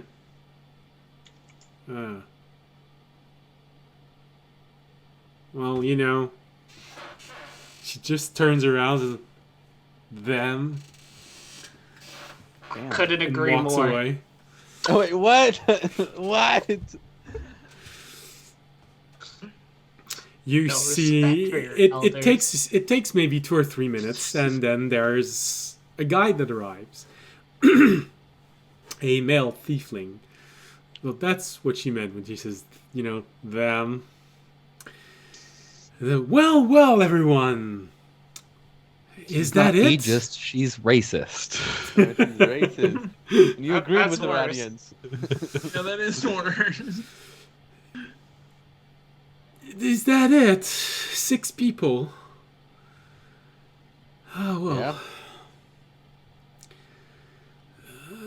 Didn't you see anyone else outside? No, I think they were all going to temple. Oh. All right, well then follow me and pay attention. Yeah, Grandpa, you hear that? Pay attention. Oh I no, live no. this shit, Sonny. Oh no, not another one that's gonna scream all along. Well, and there we have, and then he starts explaining everything and showing you everything there is to be shown inside of this museum. You get the impression that there's a very wide variety of things. You actually are previewed to a big chunk of the history around here. The history goes back several thousand years. So you see models of the city as it's being built, the first district and then the second one, and then a few moments in history shown to you in more details. There is this big event when they started to expand the cities, where they had to cut down the forest around the cities, and well, that drew a lot of attention, and there was this huge swarm of undead that actually started to appear. And so that was a very traumatizing moment in their history. And suddenly, about 3,000 years ago, when there was when this island was starting to received less and less prisoners, there was a huge influx of prisoners. They don't know where they were coming from, but entire boats of people just arriving with merchandise, and they just integrated them, and they created most of the riches around here, and it's actually because of them that they have fields and they can plant stuff. When the history of this place is explained in more details, you understand why Sachet said a lot of people feel that this place is a bit cursed. There seemed to be a recurring pattern of tyranny. In the beginning, it was a prison. So the prisoners were those who always felt like the end always justifies the means. So they were very brutal, and they wouldn't hesitate in being cruel amongst themselves. It created a whole lot of fighting, and they nearly drove their entire population extinct. Then when it became very small, the population started to grow again, and then it was the caretaker of this place who started to become more and more aggressive. They started to create stronger machines to help take care of the more prominent group, those who were organizing themselves. And then slowly they fall back, and then it goes to the side of the population. Criminality starts appearing as the cities grows bigger. And there's this vicious cycle of sometimes it's the peasants, sometimes it's people taking care of this place. Several stage of civil unrest, sometimes literally civil wars of people between islands trying to attack others, blowing up the bridges where the train goes. And this is where you learn that the bridges are actually enchanted. They regenerate themselves. Even if they're blown to bits, it only takes a few days before they are functional again. It's a measure that was added because the Spire didn't want to lose a whole lot of time always repairing bridges. And then there are the guardians of these bridges, flying units that just patrol all day long. They always try to intercept everyone that tries to damage them or attack trains. Because as each island started to become its own little kingdom, resources started to be exchanged and merchandise train started to appear. And so piracy to gain those also appear. Then there's a huge hall dedicated to the event leading up to the near eradication of wizards. And you see a lot of disturbing image. Actually, some of them feel very familiar as you see those depictions and then remember the courtyard with all of the snowmen. And you get the feeling that, wow, this got pretty messy. You hear these stories about people capturing those with arcane abilities. And because the mist is partially arcane in nature, a lot of people actually manage to draw power directly from them. And so people thought they could simply use mages the same way you would use batteries. An experiment was done on those. They would be captured, tortured, mangled. When they were unable to cast spells again, they would just be left out on the street. The response from the Spire was catastrophic. They sent out so many people to try and bring back order. And this is when the combat unit, you see this unit that looks like a bit of a knight, but it has a reverse joint as feet. You've seen something similar when you were in the past.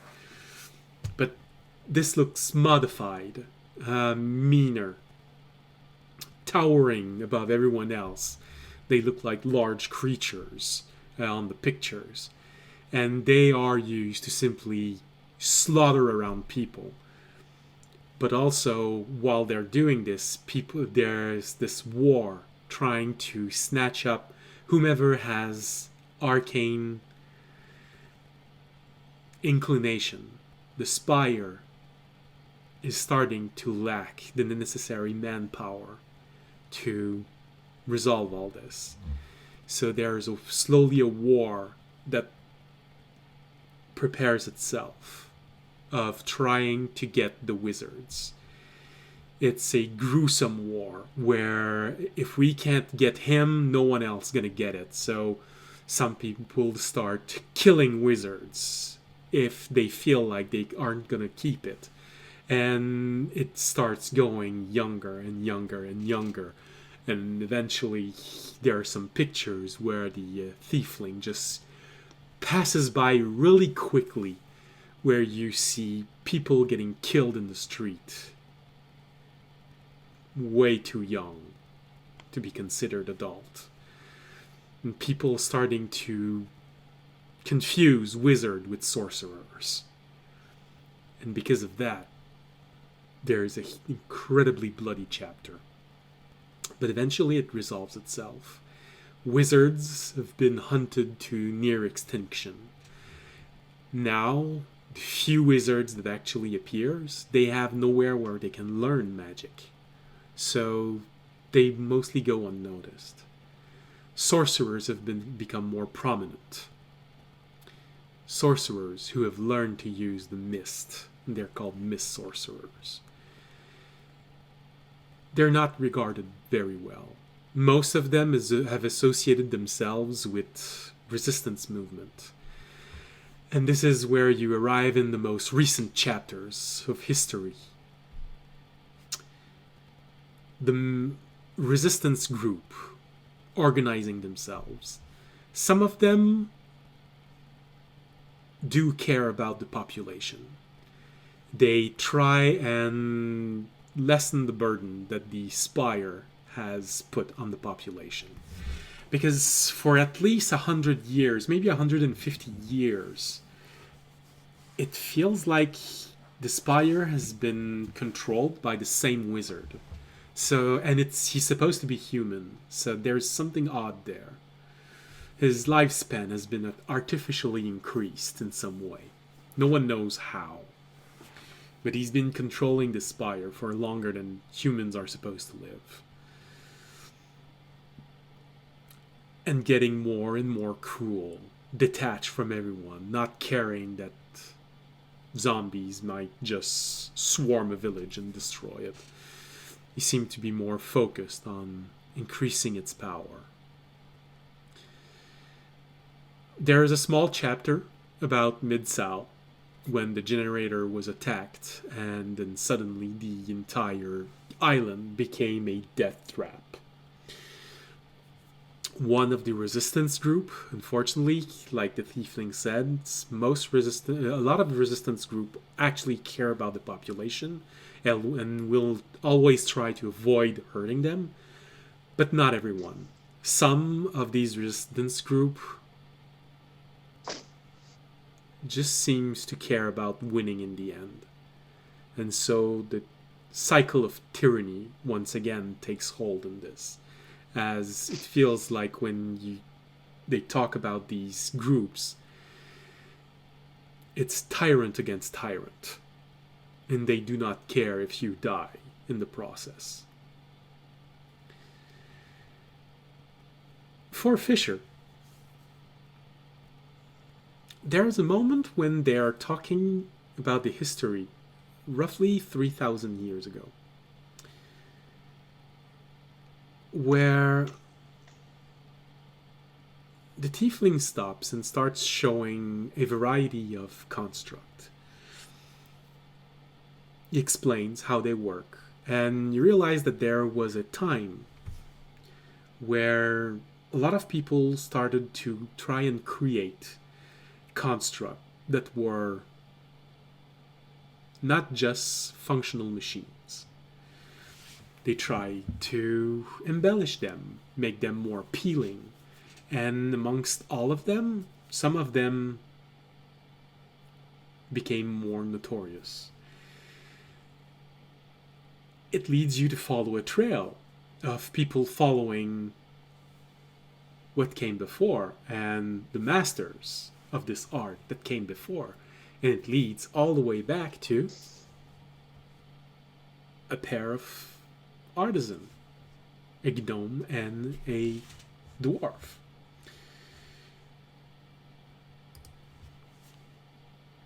The hold on, I wrote it down. It's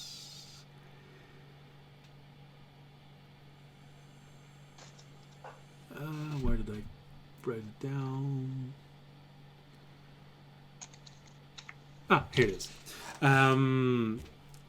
The dwarf is called Hemkad.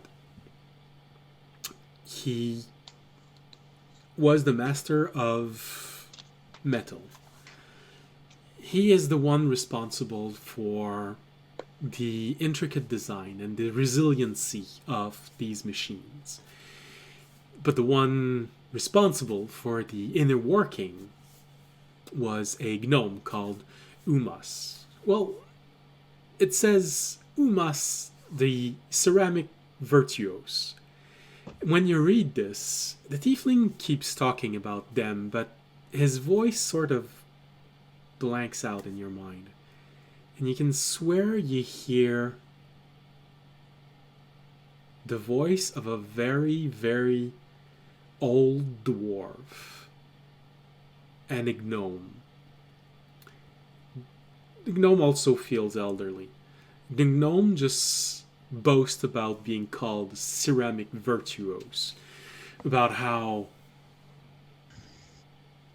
he is cold so long as no one gives him heat, but when someone gives him warmth, he keeps them warm all night long. And then you hear the dwarf answer, or you break easily under pressure. The gnome just answers, I resent that, you chrome dome. And the memory fades as the voice of the tiefling just comes back, as he's just saying that there was a bit of a rivalry, of a brotherly rivalry between the two of them. It was said that they would often start throwing banters at one another, but it's mostly just rumors. Actually, what was probably more the case was they were a rival in their in their craft, you know. But for you, Fisher, when he says this, nah, that doesn't fit with the voices you heard. Fits with the first description. Brotherly picking at one another.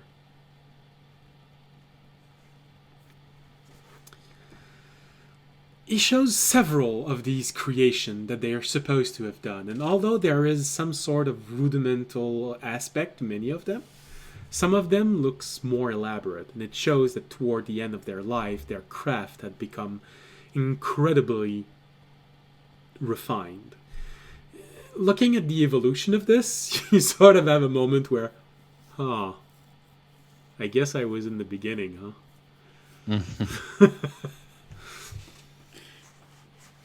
In the beginning, the outside appearance was more rudimentary and closer to efficient above everything else. But they were renowned for one thing, and it was their ability to give something that was so close to intelligence to their creation. Some of them actually thought that they were able to create living entities, living constructs. But every single construct that had been tested eventually turned out that it was simply just really, really good craftsmanship. So good that it inspired entire generations of artists to refine this throughout nearly 1,000 years. Their laboratory was supposed to be in Mid-South. Fortunately, no one went there since the zombies became so prominent. The undead became so prominent in the island. The tiefling does take a moment just to add, but it says that they had a very impressive garden, and many of their construct was just tending to their garden. It would be pleasant for the imagination to think that in the middle of all this chaos on this island, there might be a small island of beauty left, although it is very unlikely. Most of this construct were not made for combat. Both of them had an aversion to warfare. This is why they isolated themselves in this garden at the end of their life. Sachet just adds to you, well, I read in the book. It's not that they loathed combat, it's that their machines were so well made that many of them did not want to have anything to do with this. But unfortunately, they were so well made, they were forced to give part of them to the effort of the Spire. Maybe you're one of them.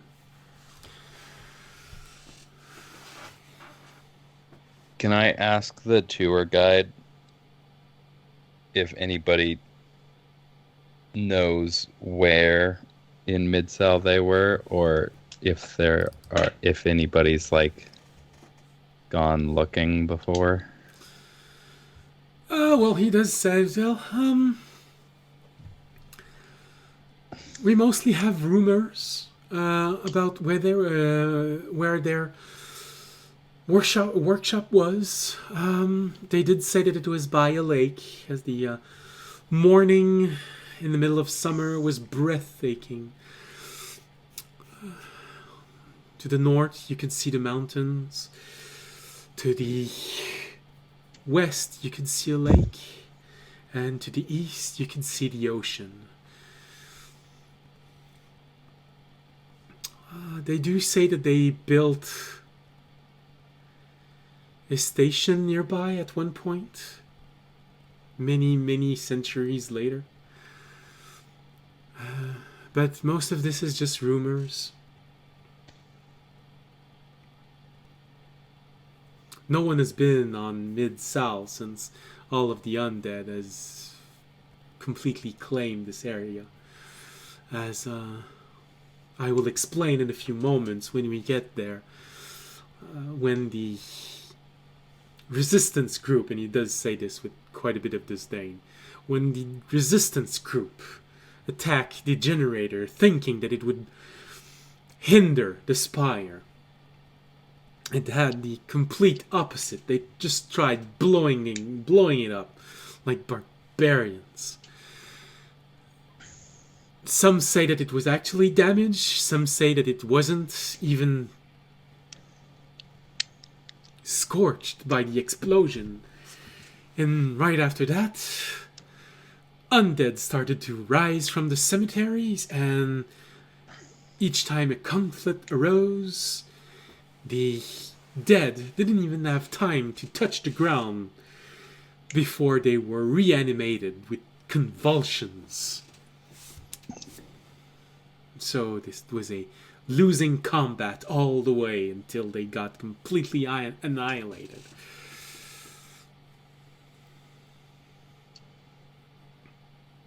Shows that you really shouldn't attack the Spire.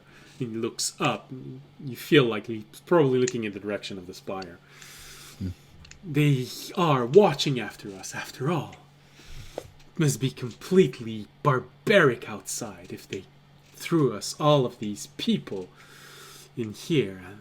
I dare not imagine what life must be beyond the barrier.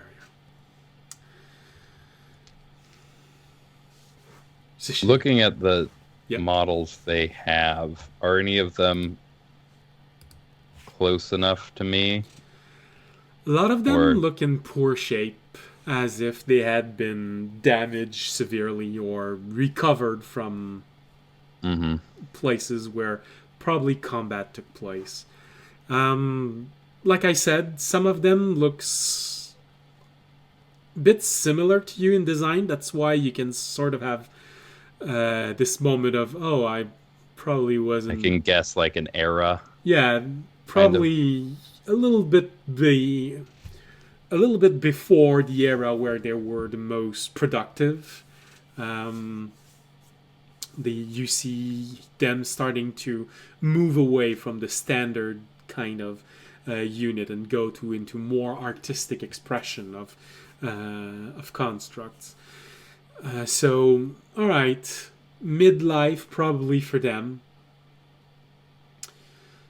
Some of them, when you look at them, some of them feel like a déjà vu moment. But you don't, it doesn't conjure any memories. When he talks about, when Sachet tells that a lot of the construct were forced to join the Spire, this does spark an image in your mind. However, you feel like you're hearing a very lively, aggressive conversation about wasting the potential of their creation by doing this and not wanting to, for their children to be conscripted in this nightmare of tyranny. But the memories aren't precise. It's sort of like feelings of witnessing these conversations.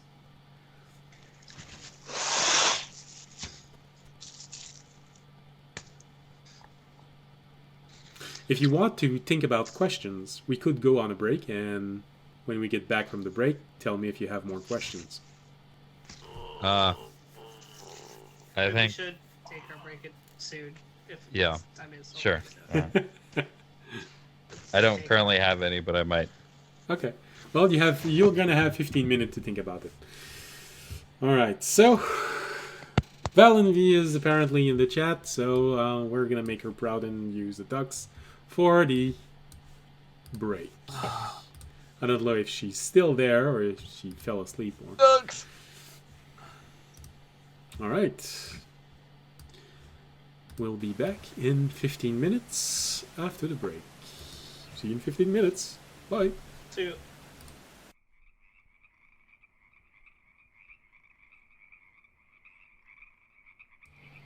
Hello, and welcome back. Sorry, we took a small canine detour. But we're here now.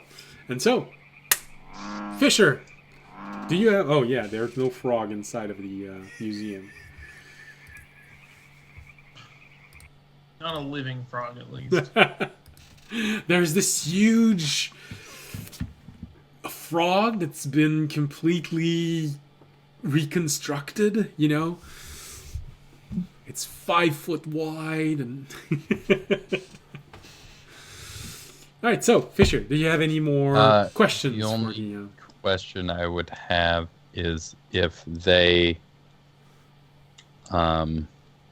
if there are like other museums that they like keep in contact with or are aware of, that also have, or that have a bigger what do they call it, exhibit on this specific. When you ask this question, you see the tiefling starting to think about what you're asking, but the moment you say a bigger museum, you sort of noticed, I shouldn't have said bigger. Well, we are the best museum you'll see. We have the biggest collection, the greatest the most diversity in our museum. We are after descendant of the Losal, the minor miscreant of your... No, not your world, sorry. He doesn't know you're from outside. Of the outside world. You know, they have what relates to their history.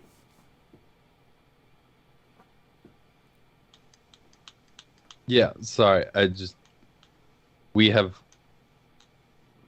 here already, right? We're seeing your museum. If we wanted to see more stuff, Well, is there I a different museum that we could also see? Well, of course there's a museum on the other island. Like I said, they have a slightly different history than ours. Ours is more civilized. Theirs is a bit more barbaric. After all of the greatest criminals came from there. So what I'm hearing is that island's cooler. Oh, sorry, no. He looks at you. He glares at you when you say this. They have a replica of Billy the Kid, but as a robot. Do you know if their museum also has an exhibit on these two? Well, they might have. I mean, some of their creation was exceptional. I've heard that they even created a few giants. So they might have been repurposed into war machines. I mean, it fits with their motive. There might be. How long ago was the Mid-Sal's demise? Oh, last few hundred years? Couldn't have been more than 500 years. The exact moment is a bit sketchy, as it's mostly rumors. The group that attacked the generator didn't survive, so the exact date is a bit more reliant on rumors, but about 500 years ago.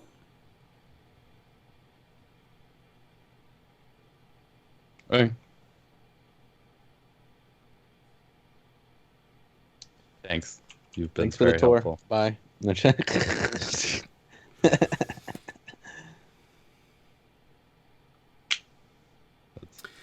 And then That's all my questions. the rest of the museum tour goes on. On 2 or 3 occasions, the dwarven woman comes by, gives a wink at audience. Combs her beard. You're gonna have to take one for the team, audience. I don't think I I don't do. know what else we could actually get from the dwarven woman, so I think you might be okay. Well, you know, dwarves in the Shattered Continent, the female dwarves, they do follow the original design of Dungeon and Dragon. Yes, dwarves do have beards, but I see them more as having a more less furnished beard. Sideburns might be very common, but the thickness of the beard can It was stubble. or more like the I'd say Asian version of beards. You know, if you compare the sages in martial arts movie compared to the sages in the middle from I don't know, England in the movies. England, they have thick beard. In Asian martial arts movie, they have really thin beards. I picture the dwarven beards more like this, very lot more thin, sparse, finer. No, it fits with a woman. Finer hair, finer beard.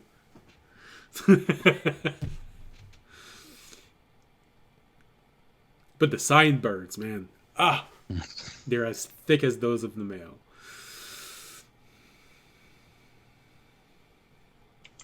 All right, we done here. I don't know. If you're done, Fisher, we can be done. You were the one who wanted to be here. Yeah. What else is there on the tour?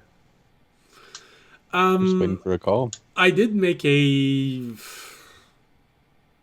I think I thought. Why did I put an H in there? I think I talked about most of the thing that you should be aware of in a museum. If there's something you want to have more information of, I can most likely elaborate, but I don't have anything new to say. Mm-hmm. I do feel inclined to ask, at the end of the tour, does the tour guide direct us toward the museum gift shop? The exit's that way. Sure, why not? I mean, we did pay an entry fee. So, well, you guys did. I did. Yeah, but I mean, everybody knows that's where the exit to the museum is. It's through the gift shop. Welcome to our gift shop where we sell the legendary ancient blade. Well, it's a replica, you know. It's like, It's about Cheap replica. It's made of aluminum. on this wall is where we hang our many holy Avengers.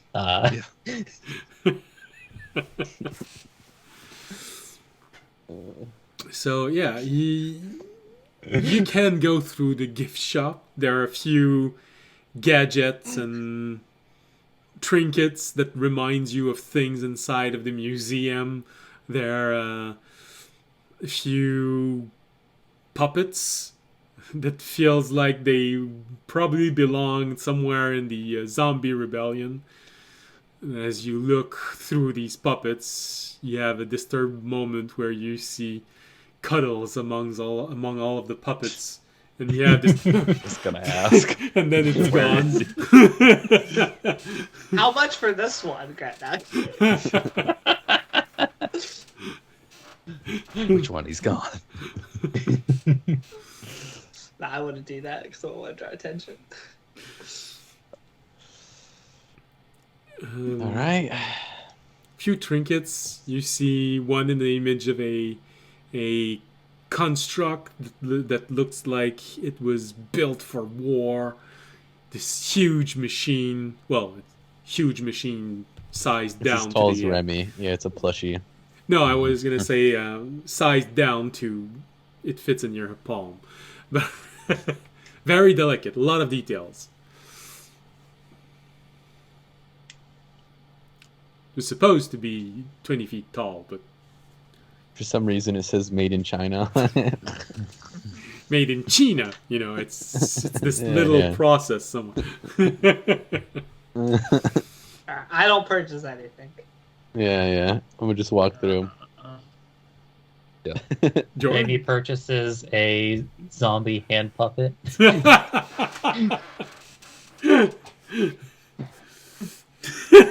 Yeah, the person behind the counters. We don't get a whole lot of demands for this one. I'm inclined to let it go for a little discount. How about 2 coppers? Just like slides 2 copper across the table. Here you go. I hope you have a pleasant evening with your chicks.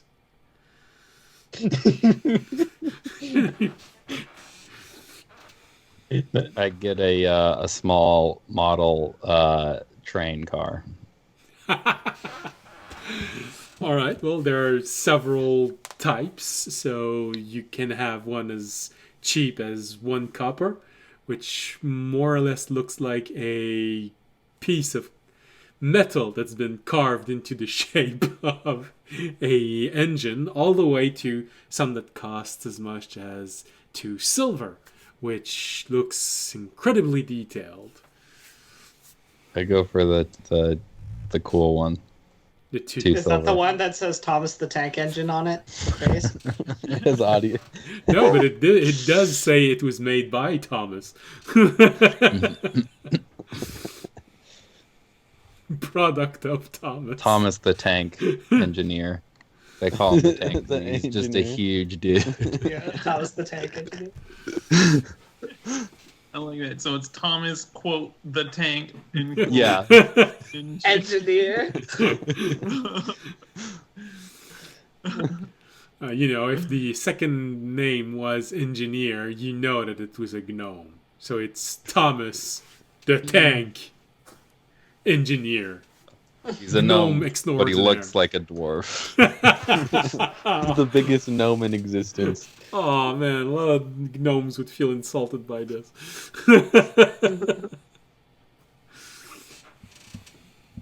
All right. Yeah, and with that, we're out, I think. Nope. Well, Does the guy not call? What time is it? that's what I guess it was morning. Yeah, that's what I was. Yeah, it was like really early, I think. You were literally the first group. I'd say it's probably been several hours. It's still a building that is on 2 or 3 floors, so probably somewhere around noon. All right. Well, what can we do while we wait for the dude to call us? Should probably We get go something to eat. back. Well, Yeah, I mean, we should probably go back. as you're exiting this museum, you do have a moment where, okay, I have to go back to my role as a grandpa, and then you hear the orb ring. Your orb rings, odd. Let's go. I'll look at my orb and I'll be like, "Hello." Hello. This is gonna be an awkward phone call because I have to pretend I'm old, and they're gonna be confused. But okay. Can we find a quiet, out of the way spot? He's just answering his Answer phone as this. he's exiting. Well, I'm trying to hide the orb so people just think I'm an old man being like dementia, Talking to talking to yeah. nothing. Yeah, sure. You hear the voice of Civ go, I hope you had a pleasant evening and a pleasant morning in the museum. It does feel like it is a less constructive endeavor.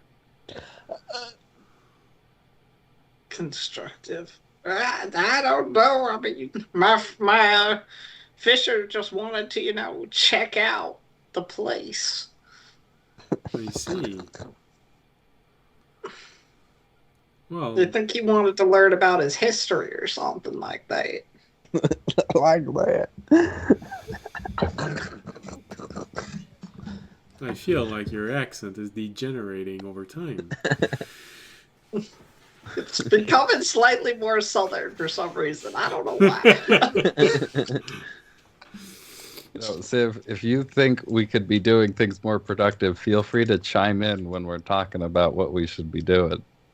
It's not like you included me in your last discussion. You entered Well, you the keep building. disappearing. I told you I would stay away while there are other people around. And you seem to have made a new friend. We did.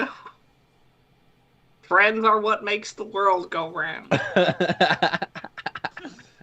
I've heard rumors about it not going exactly round, but that is another subject. No, it's flat. Fix the Earth is Flat flat. earther? It's So, shattered. It's got to be flat. Shattered or The shattered Earth theory. Do we remember if we were in the skyship? Do we see a curvature of Earth? Did we see the ice wall? No, while you were on the ship, it definitely felt like it was round.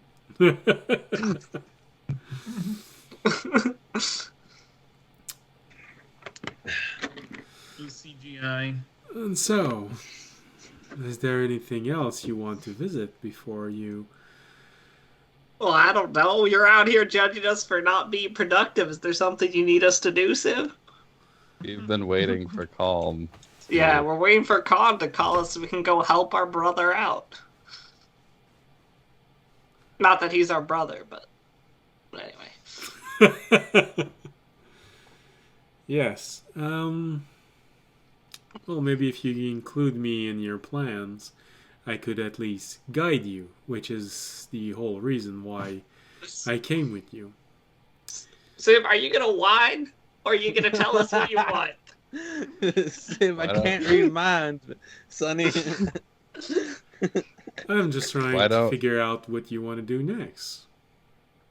I think we're gonna live here for 3 years. I wanna help Khan when he calls, but until then, we're just trying to gather as much information as we can, so we're prepared.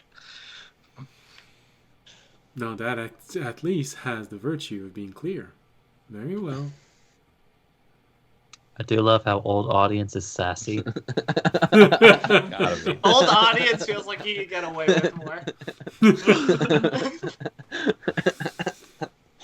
And for some reason, audience, your confidence just keeps building, as if your god was receiving more and more followers over the weeks, and you know that extra energy was just pouring into you.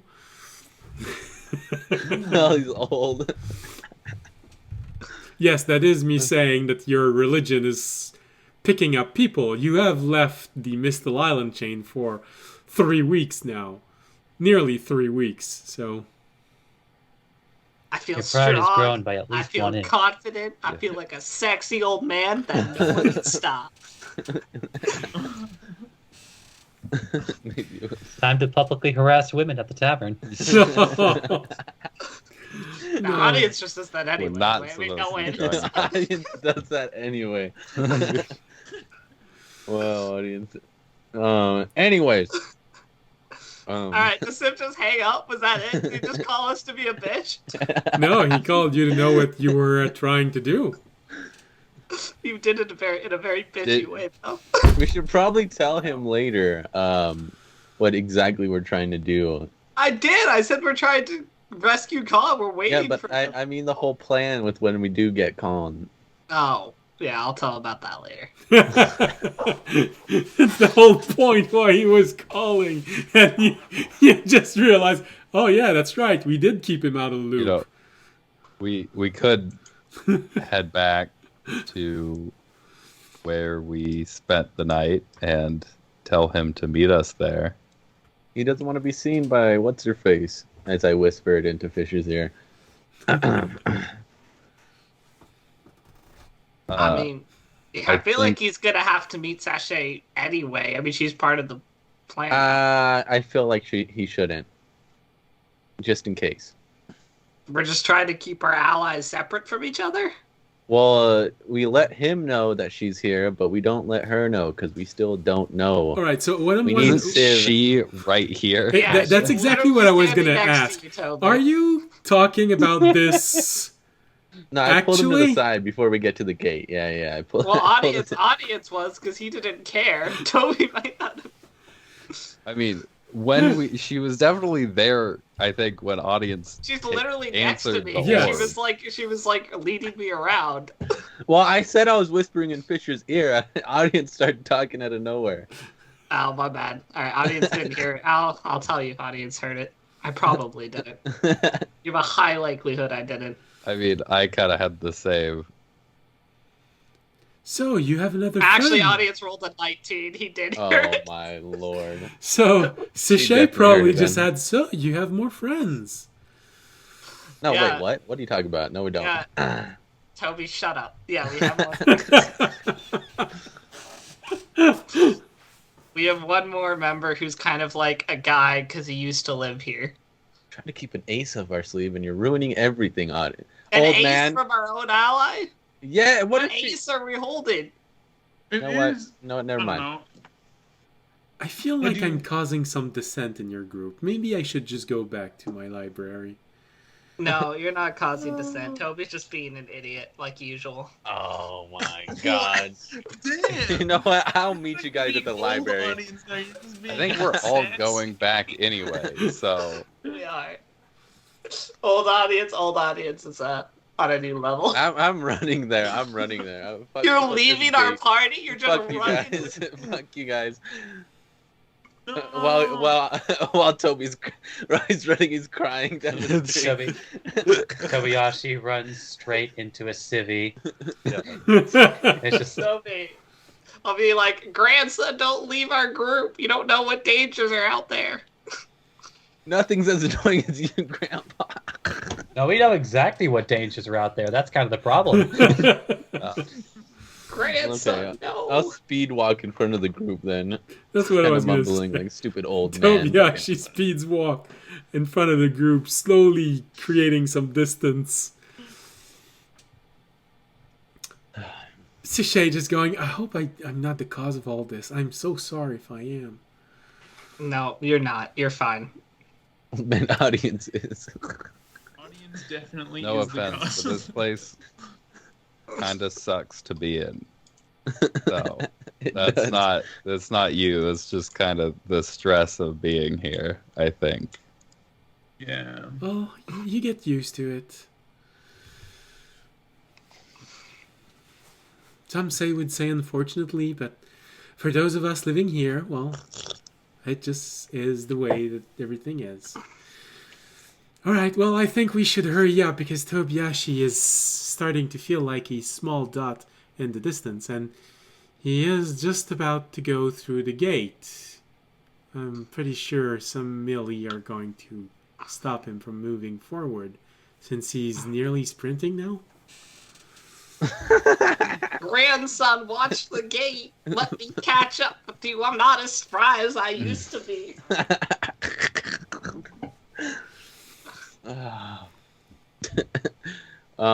Shit.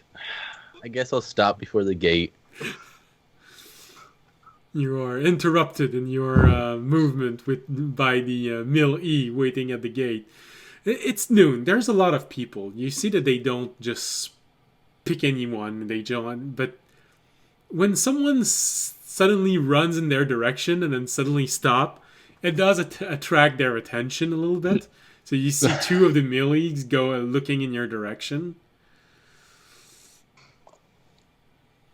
I'll wave and then start walking. Smile and wave, boys. Smile. Smile and wave. they notice the water bottle that you've been carrying in your luggage, and Sorry, this is a full tube of toothpaste? Those aren't allowed. Oh, goodness. All right. Well, roll a deception, Tobiyashi. Since you seem to be trying to... Deception.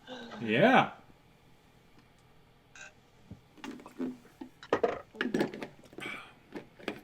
Okay, so I rolled a 3. So as you see them, you sort of have this moment of, hey, what's up? So Hi there. Hey guys. What's up, guys? just draws so much more attention to you. Sorry about that running. My wife's pregnant. You're running away for oh Get no, that morning workout. your wife's pregnant. It's worse. let's just cut back to the party real quick and count how many women are there. And by default, who has to be the wife? Well, no, because his wife could be at home. Running, Yeah, I'm running home to my to wife. be there. Yeah, guys. Because obviously she called him on the phone and told him. She called me on my orb, Millie's. I'm sorry, dude. Yeah, the part of communication. Only The we totally have. normal orb that everyone here has. You know, we never did sign up for a cell phone plan in this city. Yeah. So as you Audience, are audience. slowly We digging got yourself, sat phones before we left the garden. We don't need it. so as you Comes up. are slowly digging yourself, I don't say anything about the orb. It was just the wife thing. my statement doesn't change. So as you are slowly digging yourself into an early grave, the melee, you draw the attention of the melees, and they are moving toward you.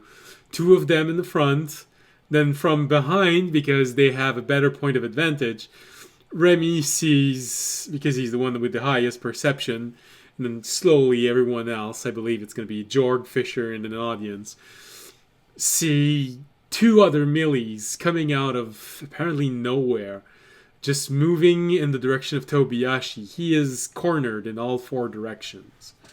I'll just start going, grandson, where did you go? He's just What was yelling your- it out. What was your name again? It was so good, even I forgot. Okay. Hold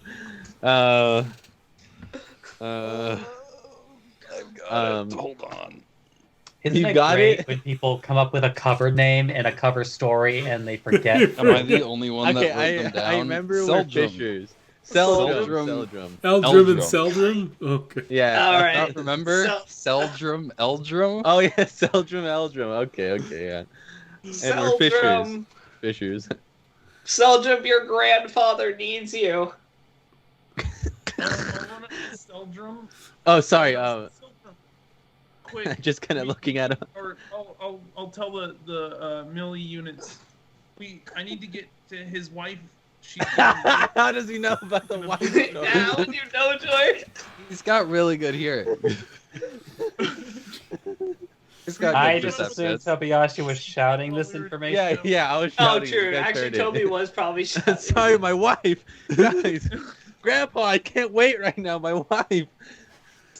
Oh, goodness. All right, well, Jorg is trying to pass as the midwife. So, yeah, roll your deception roll. Oh, come He on. was in a hurry. I'll help Yeah, you. roll, I'll give you roll. I'll give you advantage by I don't being know if I like, need it. I did get a 19, but I'll No. take it. I'll be like, Just Shayna will be fine. I've seen plenty of births in my day. I like how we have a whole lore in this town. Yeah, I hope everyone knows that I'm just over here dying inside. Well, I feel like I have you a- and Sachet are dying inside.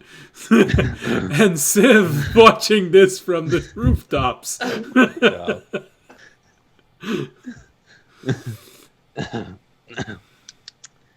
So George rolled, Yeah, rolled a 19. Yeah, I heard 19 total, or that's what you rolled? I rolled 19 total, 18 on the die. Okay. Alright, well, that does counter a bit Tobiyashi's complete and utter failure in his role. Fortunately, like Sachet said, melees are not extremely smart.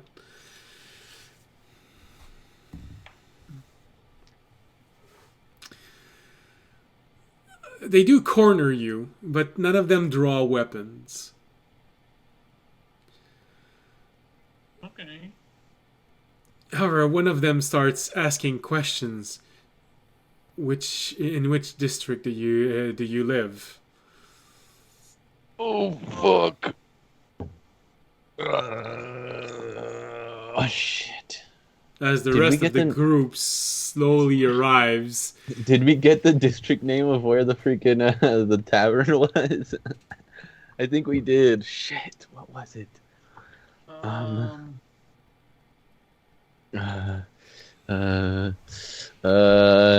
I do a quick history check. Yeah, can I do a history check? I want to see if I know if we were told. This is the name of literally any district. Wait, Or, no, no, we the- would have just been told since we would have known what the districts are named since we were just at the museum.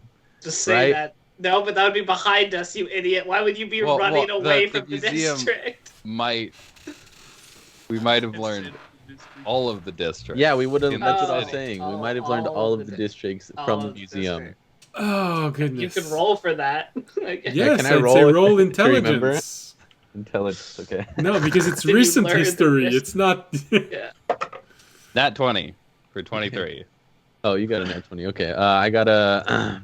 You said intelligence? Just a straight intelligence roll? Yes, 16. 16. That's pretty good. And Fisher, you said you rolled also. You rolled a nat. Yeah, I got a nat 20 Natural for 23. 20, all right. Fisher memorized the districts. I mean, Fisher was going there to learn. I think the rest of you were just kind of hanging out. All right. So the districts, 4 of the districts bears the name of the gate that they have. So there's Norton Gate. So the Norton districts. Well, it's not exactly Norton. It's a anyway. So 4 of the districts are named after the cardinal positions. The districts where the train arrives is considered to be the main district because it's also where there is an entrance toward what used to be the processing center. There's only one district missing from this kind of naming. Well, actually 2. So the district that was made immediately after the train station, where it's been mostly abandoned. Half of the district is just left to the underbelly of the city. People tend to call it just a unwanted district, a dark district, any name you can think of that means I don't want to live there. It's not a good idea to live there. Many of those districts have been named like this. The last district, the one that is directly on top of the where they used to process the prisoners, it's the temple district. It's the one where the library is. But there are several temples in this district. Especially there's one that feels like a little court, which is where the biggest and most prominent temple is. So it's called the Temple District, right? People just refer to it like this. The names of these places, they come from people who were prisoners, who weren't planning on making a life here. But over time, it just stuck. This is why the city is named the process, because it's where people were processed. Stations, it's where there were train stations, and it just kept on evolving from this. So yeah, the district directly north of where the prisoners were processed is simply referred to as the Temple District. All right. Crack my fingers. No, I'm just playing. Well, Fisher remembers more about this than you. Yeah. They said the library is in the Temple District. Yes. Yeah. I'd say the Temple District. I'll agree with Fisher. Yeah, that's where I'm heading. I'm kind of acting like I'm a little bit anxious, or kind of like not anxious, but more I don't like. think you're having to act that part, dude. Do I not have to act like my wife is being pregnant right now? I think you're acting more anxious. That's what he's saying. I think Yeah. yeah, you already have the anxious part down properly. All right. But it feels Sounds good. It feels more like you're the one who is about to give birth. So Empathy pains. Calm down, grandson. She'll be just fine. I've been through 3 of these. Trust me, I was out drinking when your mother gave birth to you. oh jeez. All right. Well, and if you actually do say this out loud, Sichet adds something to this, and don't worry, you won't have a nasty surprise when you see the child. It's going to be yours. I don't know that male carrier. I'm just like, okay. That man. with all of this shenanigan and the somewhat accurate information, some stressed and extremely poor acting skill, Jorg successfully managing to make himself pass as the one who's going to help the woman bear children. 3 of the Millies go away, but one of them stays and says he's going to accompany you to your house. Oh, Since this is such an emergency, he's going to make sure that you get there without any problems. Alright, can you help lead me then? I'm an old man, can't move as fast as I used to. I'll try and offer the Billy my arm. He just takes point and asks Tobiyashi to lead him where he needs to go. Shit. Fuck, We're shit. fine. I have the knockout orbs, don't worry about it. The knockout orbs. Didn't you give them to Did you give the knockout orbs to Remy? Nope, I gave a couple of them to Remy. I You still have only some. had a couple.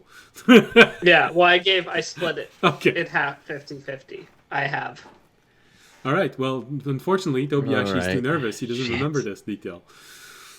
I start leading him in the direction that we're heading anyways. All right. So where trying are to you figure- leading him? Here, I'll Um, conjure up the map so you have something to watch. You know where we're at exactly, where this gate is. All right. So We don't have like Wi-Fi communication with other Millie units. His right- Wi-Fi communication. right now, I just put an NPC token on the map. This is where you are. Okay, all right. Okay, so that's the gate. All right, so then we start heading. We're gonna take the left right outside the gate, and then we're gonna go along that road. And then we go straight up. Oh, we'll have to go through another gate, huh? We go through 2 gates to get here. Tell me Oh, wait, when no, we no, no, no. tell me when we Never mind. reach a point where there isn't anybody around. So what I'm gonna do is we're gonna go through that to the left. We're gonna keep following that all the way down, but we're not gonna go to that main square right there. And we're gonna go through these buildings that are kind of top right next to that gate over there. Toby might not remember, but just tell me when we're on a street where no one else is around. All right. Remy, I think you were trying to say something. Okay, Here, wait. We're gonna go this way. I'm gonna draw it. so I think like partway while Tobiyashi is leading, Raimi is actually going to sprint ahead.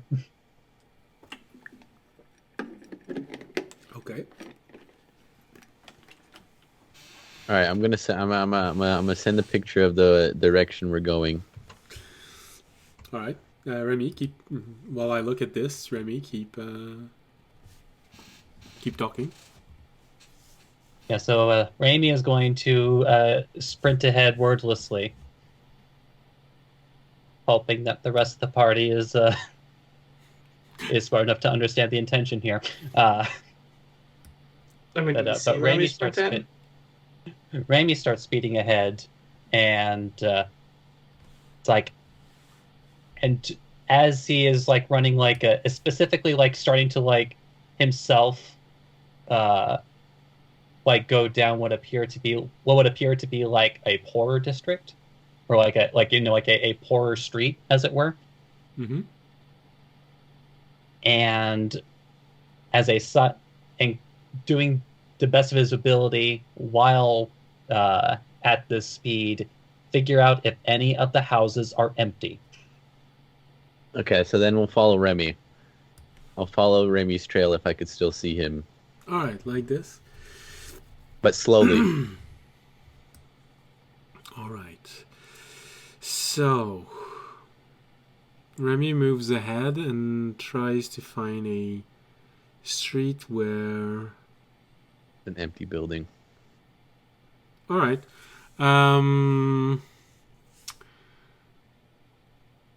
Judging. Specifically someplace that looks like lower income, because he's banking that whoever lives in a particular house or like it's more likely to have houses where people are either out and about or working. All right. That's So on the path that, can you see the image that Tobiyashi sent? I sent it into our group chat on Discord.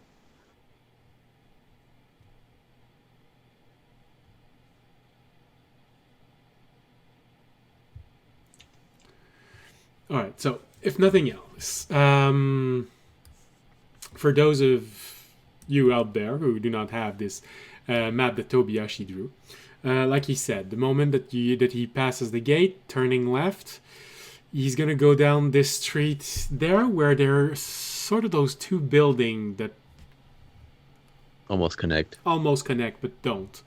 There you'd have probably one opportunity where it does feel like it's a bit darker. However, you are on probably what used to be a major street, but has gone down to being a secondary street. So, but it would be probably the first time that Remy might see an opportunity.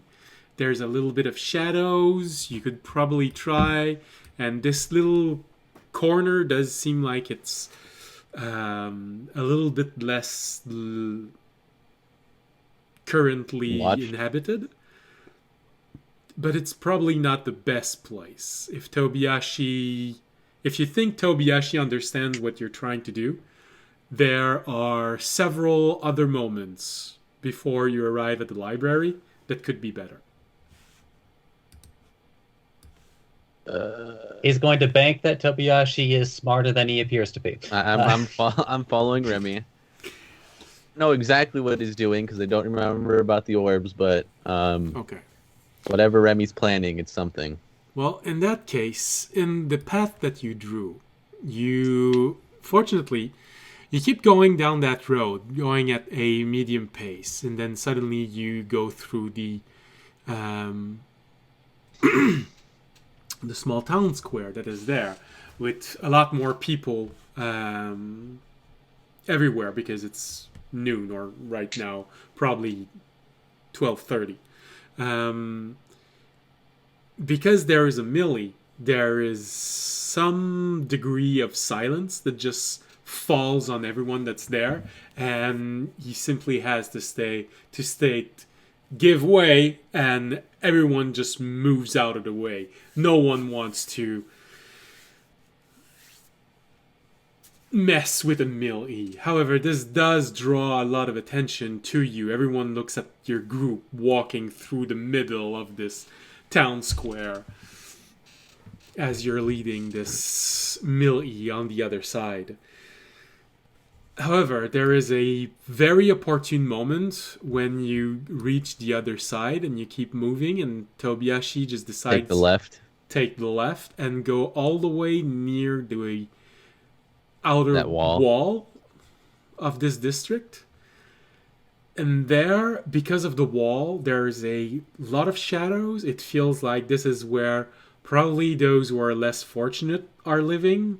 You even see a improvised nesting area for probably a group of children left left alone on the street. Sorry, I had a blank with words there. It's pretty well covered. There's a good chance that you're not going to see anyone there. You're almost the library also. All right. What are you gonna do now? Like very, very critically, was I at least able to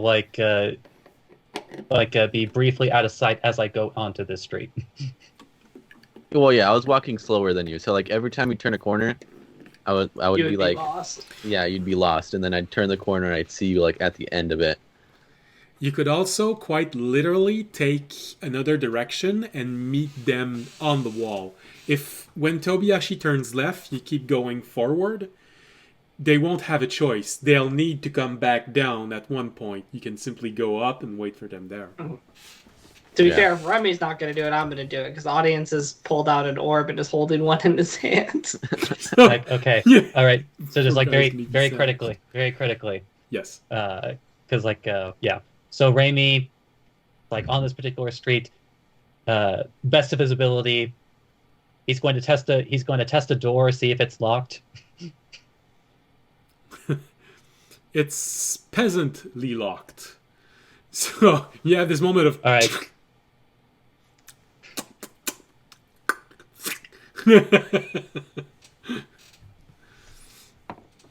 Mostly just checking for a natural one. Okay, Yeah. not a natural one. Okay. You don't even take your thieving tools out. You just take your talon and stick it inside of the lock and. All right, and then now the most critical part is that now he goes inside, and he's going to wait. Ideally, as he's waiting for them to show up, and then he is going to he's going to repeat the one time where he heard a woman in labor screaming.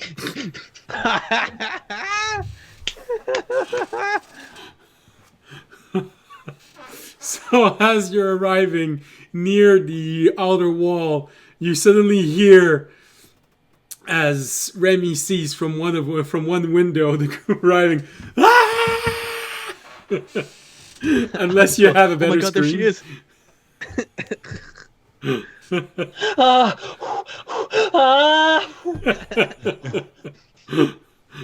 I feel gotta this get there can be fast. interpreted in different ways. You gotta get there fast, guys.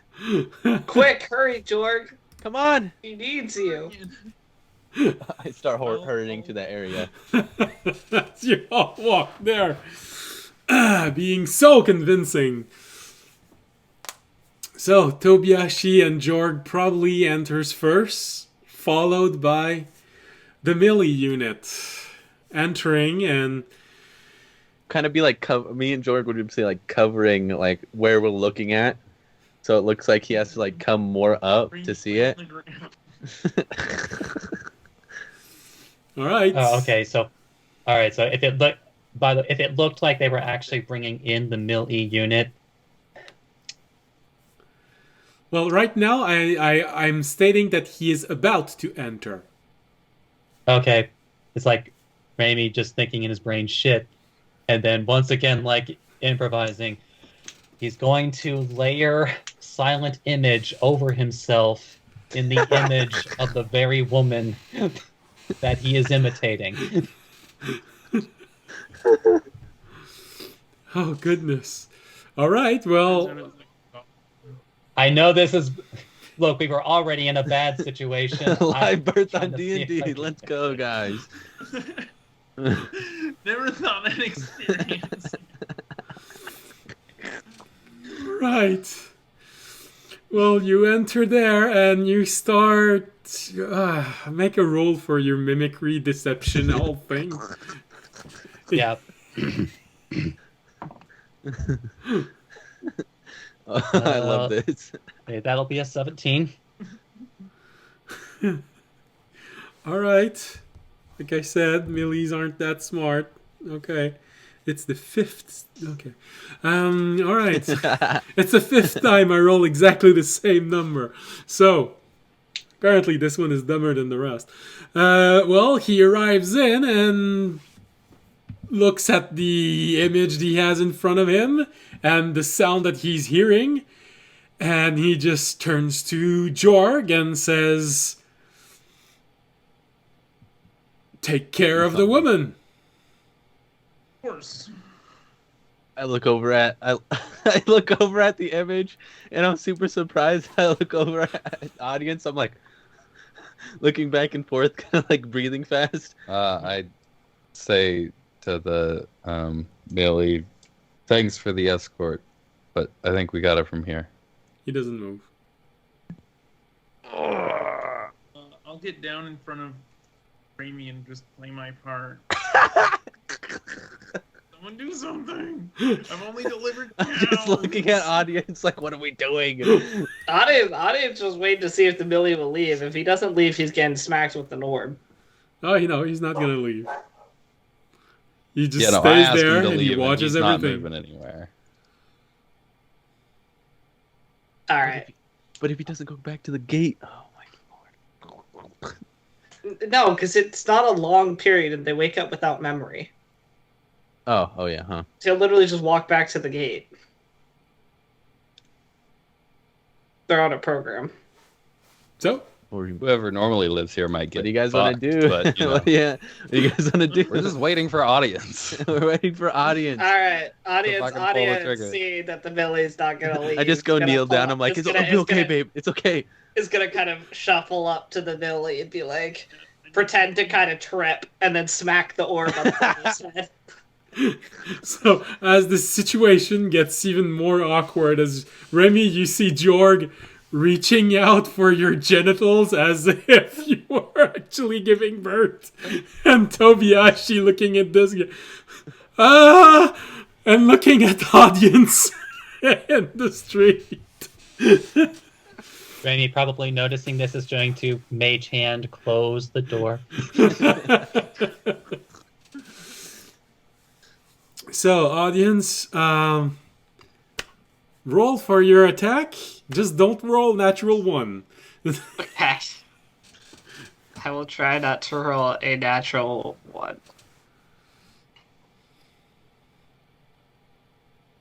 I rolled a 6. It was not a natural 1. Fortunately, you just have to touch. You don't even have to cause damage. Yeah. So you rolled a 6, or you rolled a 1 and plus, or you No, 6 I rolled. plus. I rolled a 6. I rolled a 6. I rolled Okay, a 6 okay. plus like. So it would be a total of something like 10 something, 12. Yeah. Yeah. My point being, I wanted to make sure that you rolled above 10. Yeah, I did roll above 10. Okay. So as you arrive, you fake tripping on the door that is closing as Remy is doing this, and you Actually, trip. actually trip on the door that Remy is closing, and you smack the orb right behind the head of the Millie, and you hear this sound that you've never heard anywhere else before that just seems to go just falls to the ground. And then I'll turn to everyone and be like, quick, go. I don't know how long. The orb doesn't last long. Right, Quick, go, right. go. Wait, no, we it don't- won't we- have memory. A stage of murder. Okay, let's leave. Let's No, leave. it won't have memory. Let's go. I'm gonna drag I it start out of running. the house. I don't start running out of the house. I start walking out of the house. Yeah. We Wiping have the like sweat. 20 seconds. Let's go. With Wiping Jorg's the sweat hand that from are my face. approximately 1 inch over Remy's genitals. As he went, please don't make me go further than this. We're out. Everybody out. We're out. We're Fucking leaving. Scram. We scram. We run. Sachet just says, wow, that was interesting. I don't think I've ever seen this particular The, series of and it's events. in this moment that Raimi is going to, just in case, Raimi is going to activate the power of his lantern to cast Pass Without Trace. And get the entire group Oh. out of there. Alright. We stealth away. Well, if you want to try and stealth away, go ahead, roll. I was just leaving.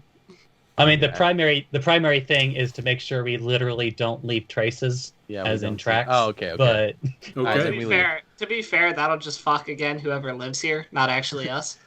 Fuck whoever lives there. We don't care about them. It was actually that teacher again. She's just getting No. the teacher of the orphans. Alright, so with Remy casting Mage Hand and going back, not Mage Hand, I mean Pass Without a Trace. Bad chase. And you go back to Sachet's library.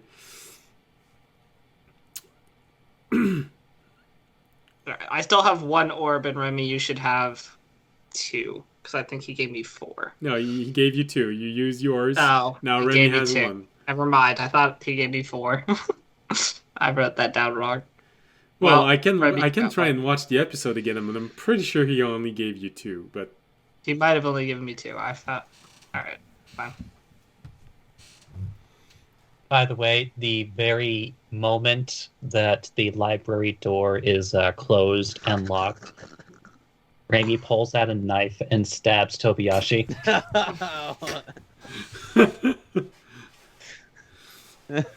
It's the knife you think it is, Yeah, no. but I want to know what Sachet thinks about that. The most. I just like I am curious about how much damage you didn't deal. I'm just like dying on the floor after being stabbed by Remy. give me a second while I grab the dice real quick. I really wanted to save one of those orbs for after this mission because I wanted to see what it would do to Fisher. But Why would you test it on? don't worry about it. Just the relationship they have. Oh man, I feel lightheaded with this one. Oh. Jesus fuck, really? You rolled that died, just 20. Murdered Killed him. He Stabbed just him killed straight me. in the throat. I got like Having 3 seizures. 6s on here. Like 18, 22. Where's the D4? After the D4. Oh, there's the D4. 25, 30 piercing. Oh, you just stabbed that man. I just turn into goop and I start flailing on the ground, having like a panic attack. Like, So Remy just turns around and everyone is sort of caught off guard by this attack. Just goes in your stomach and goes up, which would have normally went through your heart, but as he just removes everything, it just completely heals. You have Sachet that goes, "Hey, wait, no!" He's fine. He's fine. I'm just like, oh, yeah. And then Raimi just stomps away. Reminds me of when I was being tortured. Yeah, no, I'm just like, Toby, Um, remember how we're not supposed to draw attention to I'm ourselves? sorry. I didn't Maybe put it next time you have a temper tantrum, you should keep that in mind. Okay. Once again, thank you, Remy, for saving everyone's ass. And Toby, seriously, what the fuck, I'm dude? sorry. I didn't know they were gonna be running up to me like that. You I tried to ran stop. up towards a melee units. I didn't mean to run like that. Okay, I tried to stop before the gate, and then they still walked up to me. Do I you thought- see I thought how I was gonna be everyone fine. else walks here around them with their heads down, being as silent as possible? Yeah. You running up to them blatantly with a big smile on your face. It's gonna be a little off. I thought I was gonna Also, have a kid. like, if they did come up, you could just be like, tell the truth. My grandpa pissed me off, and I was walking ahead of them. Yeah, that's true. I thought How you meant hard like telling would that be? the closest thing to telling the truth, I was gonna be like, I'm going to the library, but I didn't want to say that. Well, I'm you glad don't you say didn't that. say You that. just That say- was a good instinct, at least. You don't need to tell them that part. Okay, all right. I'll think more next time. The best Jesus, that lies fucking hurt, are Remy. half-truths. I don't think Remy's there. I think he stomped away. Well, Remy, you do have one moment of surprise when, as you're walking away, as you arrive at the end of one of the bookshelves alley and just about to turn and go toward the center area where you spent your night, you see Cuddles there,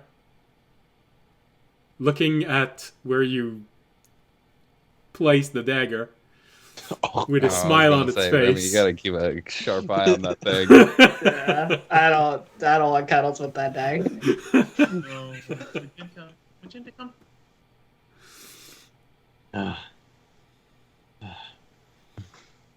You get a feeling that Cuddles would really like this dagger. This kitchen knife, sorry.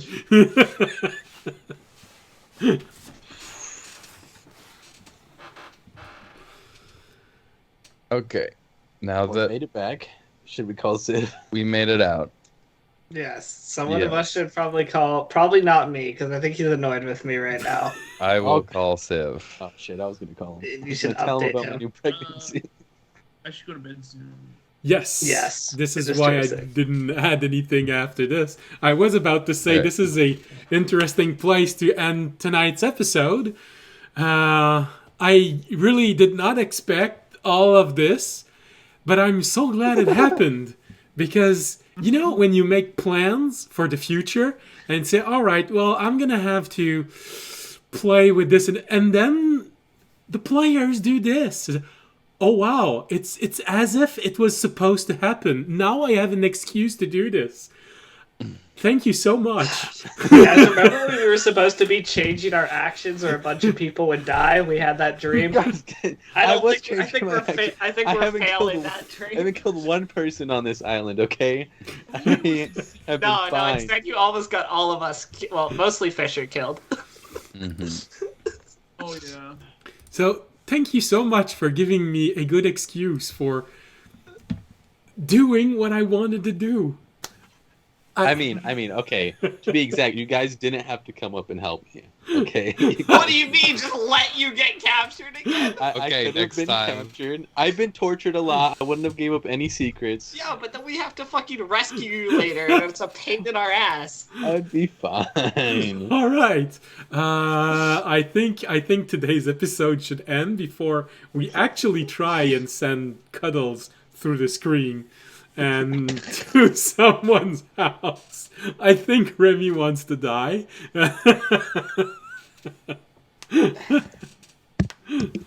It's funny because I was about to say, I audience is sad because he hasn't hit anything in a while, but See? it's gonna. My wish was answered. All right. So was mine. So thank you very much for watching this episode. That I was gonna say nothing much happened, but I'm so glad that everything that happened.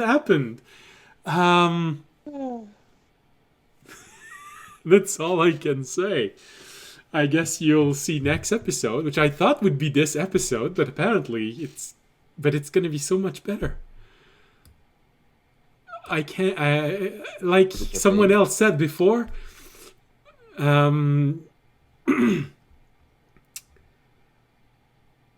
it's hard to overstate my satisfaction.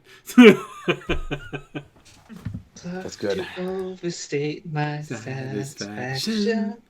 satisfaction. Okay. All right, so Dying in the thank you dash. very much for being here tonight. Thank you very much for watching this episode. We hope you had a pleasant evening. It was certainly a slightly weird one. And we hope you're going to be there next week for next episode on Wednesday or Friday if you're watching this from the rebroadcast.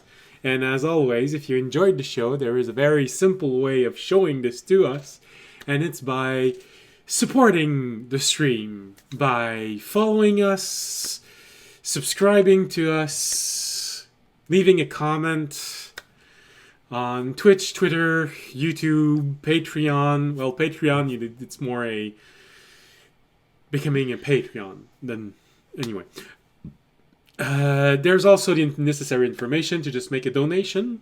And if you can't do any of those, well, you can always simply help by spreading the word of this beautiful, awkward, weird channel that we have. And we're going to be very grateful. And Val and V is also going to be very grateful because she's going to have more than one person to talk to in the chat. And so, thank you very much. See you next Wednesday or Friday. Remember, we might try to raid someone if you're here on Friday. And as always, stay safe and stay healthy. Good night. And Good night. Good night.